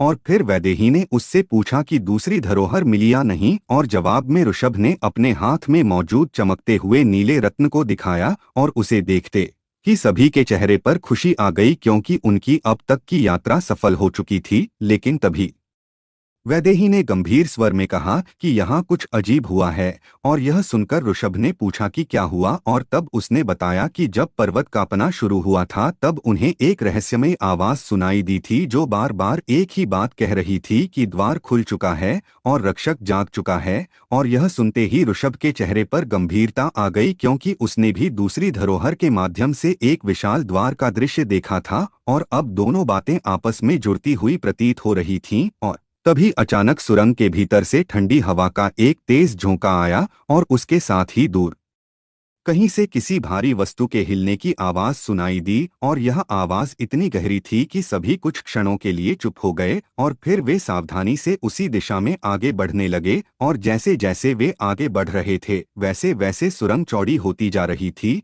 और कुछ देर बाद वे एक विशाल भूमिगत क्षेत्र में पहुंच गए। और वहां का दृश्य देखकर सभी आश्चर्य में पड़ गए क्योंकि उनके सामने एक प्राचीन नगर के अवशेष फैले हुए थे और ऐसा लग रहा था मानो हजारों वर्ष पहले यहाँ कोई महान सभ्यता रहती थी। लेकिन अब वहां केवल टूटे हुए भवन और पत्थर के स्तंभ बचे थे और उन सब के बीच एक बहुत बड़ा गोलाकार चबूतरा बना हुआ था जिस पर अनेक प्राचीन चिन्ह उकेरे गए थे। और यह स्थान किसी साधारण नगर जैसा नहीं लग रहा था बल्कि ऐसा प्रतीत हो रहा था जैसे कभी यह किसी बहुत महत्वपूर्ण शक्ति का केंद्र रहा हो। और तभी ऋषभ की दोनों धरोहरें एक साथ चमकने लगीं और उनकी रोशनी सीधे उस गोलाकार चबूतरे की ओर जाने लगी। और यह देखकर सभी समझ गए कि इस स्थान का संबंध धरोहरों से अवश्य है। और वे धीरे धीरे उस चबूतरे के निकट पहुंचे और जैसे ही ऋषभ ने उस पर कदम रखा वैसे ही पूरा क्षेत्र हल्के प्रकाश से जगमगा उठा और चबूतरे पर बने चिन्ह एक एक करके चमकने लगे। और अगले ही क्षण हवा में एक विशाल आकृति प्रकट हुई जो किसी वृद्ध पुरुष की थी और उसके चेहरे पर गंभीरता और ज्ञान दोनों दिखाई दे रहे थे। और उसे देखते ही सभी चौंक गए क्योंकि वह आकृति बिल्कुल जीवित मनुष्य जैसी लग रही थी। और फिर उसने शांत स्वर में कहा कि यदि तुम यहाँ तक पहुँच गए हो तो इसका अर्थ है कि दूसरी धरोहर ने तुम्हें स्वीकार कर लिया है। और यह सुनते ही सभी ध्यान से उसकी बात सुनने लगे। और फिर वह आकृति बोली कि 3 धरोहरें केवल शक्ति के स्रोत नहीं हैं बल्कि वे उस मुहर की कुंजी हैं जो संसार के सबसे बड़े अंधकार को बंद रखे हुए है। और यदि तीनों धरोहरें गलत हाथों में चली गईं तो वह अंधकार फिर मुक्त हो जाएगा। और यह सुनकर सभी के चेहरे गंभीर हो गए क्योंकि अब तक वे केवल धरोहरों की खोज कर रहे थे लेकिन अब उन्हें उनकी वास्तविक महत्ता का पता चल रहा था। और तभी ऋषभ ने पूछा कि तीसरी धरोहर कहाँ है। और उस आकृति ने अपना हाथ उठाया और हवा में एक दृश्य प्रकट हुआ जिसमें ऊंचे बर्फीले पर्वत दिखाई दे रहे थे और उन पर्वतों के बीच एक विशाल प्राचीन द्वार खड़ा था और उसके ऊपर वही चिन्ह बने थे जो ऋषभ पहले भी देख चुका था, और फिर वह आकृति बोली कि तीसरी धरोहर हिमाच्छादित शिखरों के पार छिपी हुई है, लेकिन वहां तक पहुंचना आसान नहीं होगा क्योंकि वहां केवल प्रकृति की परीक्षा नहीं बल्कि भाग्य की परीक्षा भी तुम्हारा इंतजार कर रही है। और यह कहते ही वह आकृति धीरे धीरे विलीन होने लगी, लेकिन उसके गायब होने से पहले उसने एक और बात कही, और उसकी आवाज पूरे क्षेत्र में गूंज उठी कि सावधान रहना क्योंकि अंधकार का असली स्वामी जागने लगा है बर्फीले शिखरों की ओर। और अब ऋषभ के मन में स्पष्ट हो गया था कि उनकी अगली यात्रा पहले से कहीं अधिक कठिन होने वाली है, और तीसरी धरोहर की खोज के साथ साथ उन्हें उस जागती हुई अंधकारमय शक्ति का सामना भी करना पड़ेगा जो धीरे धीरे पूरे संसार पर अपनी छाया फैलाने लगी थी। और उस प्राचीन आकृति के विलीन होते ही पूरा भूमिगत क्षेत्र फिर से शांत हो गया, लेकिन वहां मौजूद सभी लोगों के मन में उसके शब्द लगातार गूंज रहे थे, और विशेष रूप से वह अंतिम चेतावनी की अंधकार का असली स्वामी जागने लगा है, और उसके अनुयायी पहले ही तीसरी धरोहर की ओर बढ़ चुके हैं। और यह सोचकर ऋषभ का चेहरा गंभीर हो गया क्योंकि अब समय पहले की तरह उसके पक्ष में नहीं था, और यदि वह देर करता तो तीसरी धरोहर किसी और के हाथों में जा सकती थी, और फिर बहुत बड़ा संकट खड़ा हो सकता था। और तभी उसने अपने साथियों की ओर देखा और कहा कि हमें तुरंत यहाँ से निकलना होगा और बर्फीले शिखरों की ओर बढ़ना होगा क्योंकि अब हर पल महत्वपूर्ण है। और उसकी बात सुनकर सभी ने सहमति में सिर हिला दिया, और फिर वे उस प्राचीन नगर के अवशेषों को पीछे छोड़कर आगे बढ़ने लगे, और कई घंटों तक चलते रहने के बाद उन्हें आखिरकार पर्वत के भीतर से बाहर जाने वाला एक मार्ग दिखाई दिया। और जैसे ही वे उस रास्ते से बाहर निकले वैसे ही ताज़ी हवा उनके चेहरों से टकराई, और लंबे समय बाद उन्होंने खुला आकाश देखा। और यह देखकर सभी के चेहरों पर राहत दिखाई दी क्योंकि वे कई दिनों से उस रहस्यमयी पर्वत के भीतर भटक रहे थे और अब अंततः बाहर निकल चुके थे। लेकिन उनकी राहत अधिक देर तक नहीं रही क्योंकि जैसे ही वे आगे बढ़े वैसे ही उन्होंने देखा कि दूर क्षितिज पर काले बादलों का एक विशाल घेरा बना हुआ है, और वह सामान्य बादलों जैसा नहीं था बल्कि ऐसा लग रहा था मानो कोई अंधकारमय शक्ति धीरे धीरे आकाश को निगल रही हो। और यह दृश्य देखकर सभी के मन में बेचैनी बढ़ गई, और तभी वैदेही ने धीमे स्वर में कहा कि शायद वही शक्ति जाग रही है जिसके बारे में चेतावनी दी गई थी। और यह सुनकर ऋषभ कुछ क्षण चुप रहा क्योंकि उसके मन में भी यही विचार चल रहा था, और फिर उसने कहा कि चाहे जो भी हो हमें रुकना नहीं है। और यह कहते हुए वह आगे बढ़ गया, और बाकी लोग भी उसके साथ चल पड़े, और अगले कुछ दिनों तक वे लगातार यात्रा करते रहे और रास्ते में कई छोटे गांवों से गुजरे, लेकिन जहां भी वे पहुंचे वहां के लोगों के चेहरे पर डर साफ दिखाई देता था। और जब ऋषभ ने उनसे इसका कारण पूछा तो उन्होंने बताया कि पिछले कुछ समय से रात के समय अजीब घटनाएं होने लगी हैं, और कई लोग बिना किसी निशान के गायब हो रहे हैं, और जंगलों से भयानक आवाजें सुनाई देती हैं। और यह सुनकर ऋषभ समझ गया कि अंधकारमय शक्ति का प्रभाव धीरे धीरे फैलना शुरू हो चुका है, और यदि उसे जल्द नहीं रोका गया तो स्थिति और भी गंभीर हो जाएगी। और फिर वे बिना समय गंवाए अपनी यात्रा जारी रखते रहे, और कई दिनों की कठिन यात्रा के बाद दूर उन्हें बर्फ से ढके ऊंचे पर्वत दिखाई देने लगे, और उन्हें देखते ही सभी समझ गए कि उनका लक्ष्य अब बहुत दूर नहीं है। और जैसे जैसे वे उन पर्वतों के निकट पहुंचते गए वैसे वैसे ठंड भी बढ़ती गई और तेज हवाएं चलने लगीं, और कुछ समय बाद वे एक छोटे से पहाड़ी गांव में पहुंचे जो उन्हीं शिखरों के नीचे स्थित था। और वहां पहुंचते ही उन्होंने देखा कि पूरा गांव असामान्य रूप से शांत है,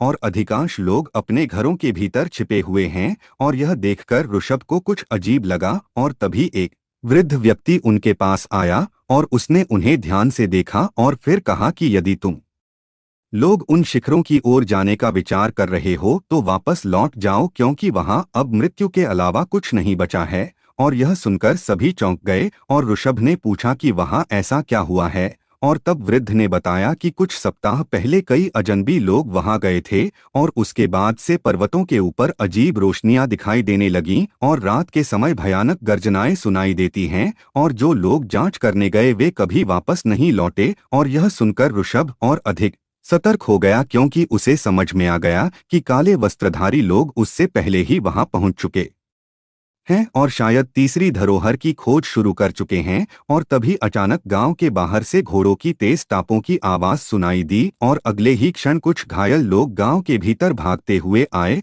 और उनके चेहरों पर भय साफ दिखाई दे रहा था और वे जोर जोर से चिल्ला रहे थे कि पर्वत से राक्षसी जीव नीचे उतर रहे हैं। और यह सुनते ही पूरे गांव में अफरा तफरी मच गई और लोग अपने घरों की ओर भागने लगे। और तभी दूर बर्फीले मार्ग की दिशा से एक भयानक गर्जना सुनाई दी और उसके साथ ही जमीन भी हल्की कांपने लगी। और यह देखकर ऋषभ ने तुरंत उस दिशा में देखा और दूर उसे कई विशाल आकृतियां दिखाई दीं जो तेजी से गांव की ओर बढ़ रही थीं। और उनके शरीर बर्फ की तरह सफेद थे, लेकिन उनकी आंखें लाल चमक रही थीं। और उन्हें देखते ही सभी लोगों के चेहरों का रंग उड़ गया, क्योंकि ऐसा प्रतीत हो रहा था कि पर्वत के भीतर छिपी हुई कोई प्राचीन शक्ति अब जाग चुकी है। और उसकी पहली झलक उन्हें यहीं देखने को मिलने वाली थी। और ऋषभ ने बिना समय गंवाए अपनी दोनों धरोहरों को मजबूती से पकड़ा, क्योंकि उसे महसूस हो गया था कि तीसरी धरोहर की यात्रा शुरू होने से पहले ही एक नया और खतरनाक संघर्ष उनके सामने खड़ा हो चुका है। बर्फीले दैत्यों का हमला। और ऋषभ ने बिना समय गंवाए अपनी दोनों धरोहरों को मजबूती से पकड़ लिया, क्योंकि उसे महसूस हो गया था कि तीसरी धरोहर की यात्रा शुरू होने से पहले ही एक नया और खतरनाक संघर्ष उनके सामने खड़ा हो चुका है। और जैसे जैसे वे विशाल आकृतियां गांव के निकट आती गईं, वैसे वैसे उनकी भयानक शक्ल साफ दिखाई देने लगी। और उन्हें देखकर गांव के लोगों के मन में डर और बढ़ गया, क्योंकि उन जीवों का आकार किसी साधारण प्राणी से कई गुना बड़ा था और उनका पूरा शरीर मोटी बर्फ की परतों से ढका हुआ था। और उनकी लाल चमकती आंखें अंधेरे में अंगारों की तरह दिखाई दे रही थीं। और हर कदम के साथ धरती कांप रही थी और बर्फ उड़कर चारों ओर फैल रही थी। और तभी उनमें से एक दैत्य ने जोरदार गर्जना की और उसकी आवाज पूरे क्षेत्र में गूंज उठी और कई छोटे बच्चे डर के मारे रोने लगे, जबकि गांव के लोग अपने घरों के दरवाजे बंद करने लगे। और यह देखकर ऋषभ समझ गया कि यदि इन जीवों को यहीं नहीं रोका गया तो पूरा गांव नष्ट हो जाएगा। और उसने तुरंत अपने साथियों की ओर देखा और सभी उसकी बात समझ गए और बिना समय गंवाए वे गांव की सीमा की ओर दौड़ पड़े। और तभी पहला दैत्य तेजी से आगे बढ़ा और उसने अपने विशाल हाथ से एक घर पर हमला करने की कोशिश की, लेकिन उससे पहले ही ऋषभ उसके सामने पहुंच गया और उसने अपनी पहली धरोहर की शक्ति का उपयोग किया और सुनहरी रोशनी की एक लहर सीधे उस दैत्य से टकराई और वह कुछ कदम पीछे खिसक गया। लेकिन आश्चर्य की बात यह थी कि वह गिरा नहीं, बल्कि और अधिक क्रोधित हो गया। और यह देखकर ऋषभ समझ गया कि ये जीव सामान्य शत्रुओं से कहीं अधिक शक्तिशाली हैं। और तभी बाकी दैत्य भी आगे बढ़ने लगे और पूरा क्षेत्र उनकी गर्जनाओं से भर गया। और अगले ही क्षण संघर्ष शुरू हो गया और वैदेही तथा बाकी साथी भी गांव वालों की रक्षा में जुट गए और चारों ओर बर्फ और धूल उड़ने लगी। और उसी समय एक दैत्य ने अपनी मुट्ठी जमीन पर दे मारी और उसके प्रहार से बर्फ की बड़ी बड़ी धाराएं उठीं और कई घरों की दीवारें टूटने लगीं। और यह देखकर ऋषभ तुरंत वहां पहुंचा और उसने दूसरी धरोहर की शक्ति का उपयोग किया और नीली रोशनी की एक ढाल गांव के सामने बन गई, जिसने उन बर्फीली धाराओं को रोक लिया। और गांव वाले आश्चर्य से यह सब देख रहे थे, क्योंकि उन्होंने पहले कभी ऐसी शक्तियां नहीं देखी थीं। और तभी एक वृद्ध महिला ने आकाश की ओर देखकर प्रार्थना करनी शुरू कर दी और धीरे धीरे बाकी लोग भी हिम्मत जुटाने लगे, क्योंकि उन्हें महसूस हो रहा था कि कोई उनकी रक्षा के लिए खड़ा है। और इसी बीच संघर्ष और भी भयंकर होता जा रहा था और ऋषभ लगातार एक दैत्य से दूसरे दैत्य तक पहुंचकर उन्हें रोक रहा था, लेकिन उनकी संख्या कम नहीं हो रही थी। और तभी अचानक सबसे पीछे खड़ा एक विशाल दैत्य आगे बढ़ा और उसका आकार बाकी सभी से बड़ा था और उसके सिर पर बर्फ से बने नुकीले सींग थे। और उसे देखते ही बाकी दैत्य कुछ पीछे हट गए, मानो वह उनका नेता हो। और फिर उसने अपनी लाल आंखों से सीधे ऋषभ की ओर देखा और ऐसी गर्जना की कि आसपास की बर्फ तक टूटकर बिखर गई। और अगले ही क्षण वह अविश्वसनीय गति से ऋषभ की ओर बढ़ा और उसका प्रहार इतना शक्तिशाली था कि ऋषभ को पीछे हटना पड़ा। और पहली बार उसे महसूस हुआ कि यह जीव साधारण नहीं है। और तभी उसके मन में दूसरी धरोहर से मिली स्मृतियों की एक झलक उभरी और उसने देखा कि बहुत समय पहले ऐसे ही बर्फीले दैत्य उन शिखरों की रक्षा करते थे जहां तीसरी धरोहर छिपी हुई है। और यह समझते ही उसके मन में एक नया विचार आया और उसने ध्यान से उस विशाल दैत्य को देखना शुरू किया और तभी उसे उसके सीने के बीच एक चमकता हुआ चिन्ह दिखाई दिया जो बाकी शरीर से अलग था और उसे देखकर ऋषभ समझ गया कि उसकी शक्ति का स्रोत वही है। और फिर उसने अवसर की प्रतीक्षा करनी शुरू कर दी और कुछ ही क्षणों बाद जब वह दैत्य फिर हमला करने के लिए आगे बढ़ा तो ऋषभ तेजी से उछला और सीधे उसके सीने की ओर पहुंचा और अपनी दोनों धरोहरों की संयुक्त शक्ति से एक तेज प्रकाश उत्पन्न किया और वह प्रकाश सीधे उस चिन्ह से टकराया। अगले ही क्षण पूरा क्षेत्र चमक उठा और दैत्य की गर्जना दर्द भरी चीख में बदल गई और उसके सीने का चिन्ह टूट गया और उसके साथ ही उसका विशाल शरीर कांपने लगा और धीरे धीरे बर्फ के टुकड़ों में बदलकर बिखर गया और जैसे ही वह गिरा वैसे ही बाकी दैत्यों की शक्ति भी कमजोर पड़ने लगी और कुछ ही समय में वे भी पीछे हटने लगे और फिर एक एक करके बर्फीली आंधी में गायब हो गए और पूरे क्षेत्र में अचानक शांति छा गई। और यह देखकर गांव के लोगों ने राहत की सांस ली और फिर सभी ऋषभ और उसके साथियों के पास आ गए और उनका धन्यवाद करने लगे, क्योंकि यदि वे लोग वहां नहीं होते तो शायद पूरा गांव नष्ट हो चुका होता। और तभी वही वृद्ध व्यक्ति जो पहले उन्हें वापस लौट जाने की सलाह दे रहा था धीरे धीरे उनके पास आया और इस बार उसके चेहरे पर डर नहीं बल्कि सम्मान दिखाई दे रहा था और उसने कहा कि अब मुझे समझ में आ गया है कि तुम साधारण यात्री नहीं हो। और फिर उसने उन्हें गांव के बीच स्थित एक पुराने भवन में चलने के लिए कहा क्योंकि उसके पास ऐसी जानकारी थी जो शायद उनकी आगे की यात्रा में काम आ सकती थी। और यह सुनकर ऋषभ तुरंत उसके साथ चल पड़ा क्योंकि उसे महसूस हो रहा था कि यह जानकारी तीसरी धरोहर तक पहुंचने का मार्ग खोल सकती है। और कुछ देर बाद वे उस पुराने भवन में पहुंचे जहां दीवारों पर प्राचीन चित्र बने हुए थे और उनमें से एक चित्र को देखते ही ऋषभ की आंखें फैल गईं क्योंकि उसमें वही विशाल द्वार बना हुआ था जिसे उसने दूसरी धरोहर की स्मृतियों में देखा था। और उस चित्र के नीचे एक और आकृति बनी हुई थी जो किसी छिपे हुए रक्षक की प्रतीत हो रही थी। और तभी वृद्ध ने गंभीर स्वर में कहा कि यदि तुम्हें तीसरी धरोहर चाहिए तो पहले तुम्हें उस रक्षक का सामना करना होगा जिसे हजारों वर्षों से कोई पराजित नहीं कर पाया।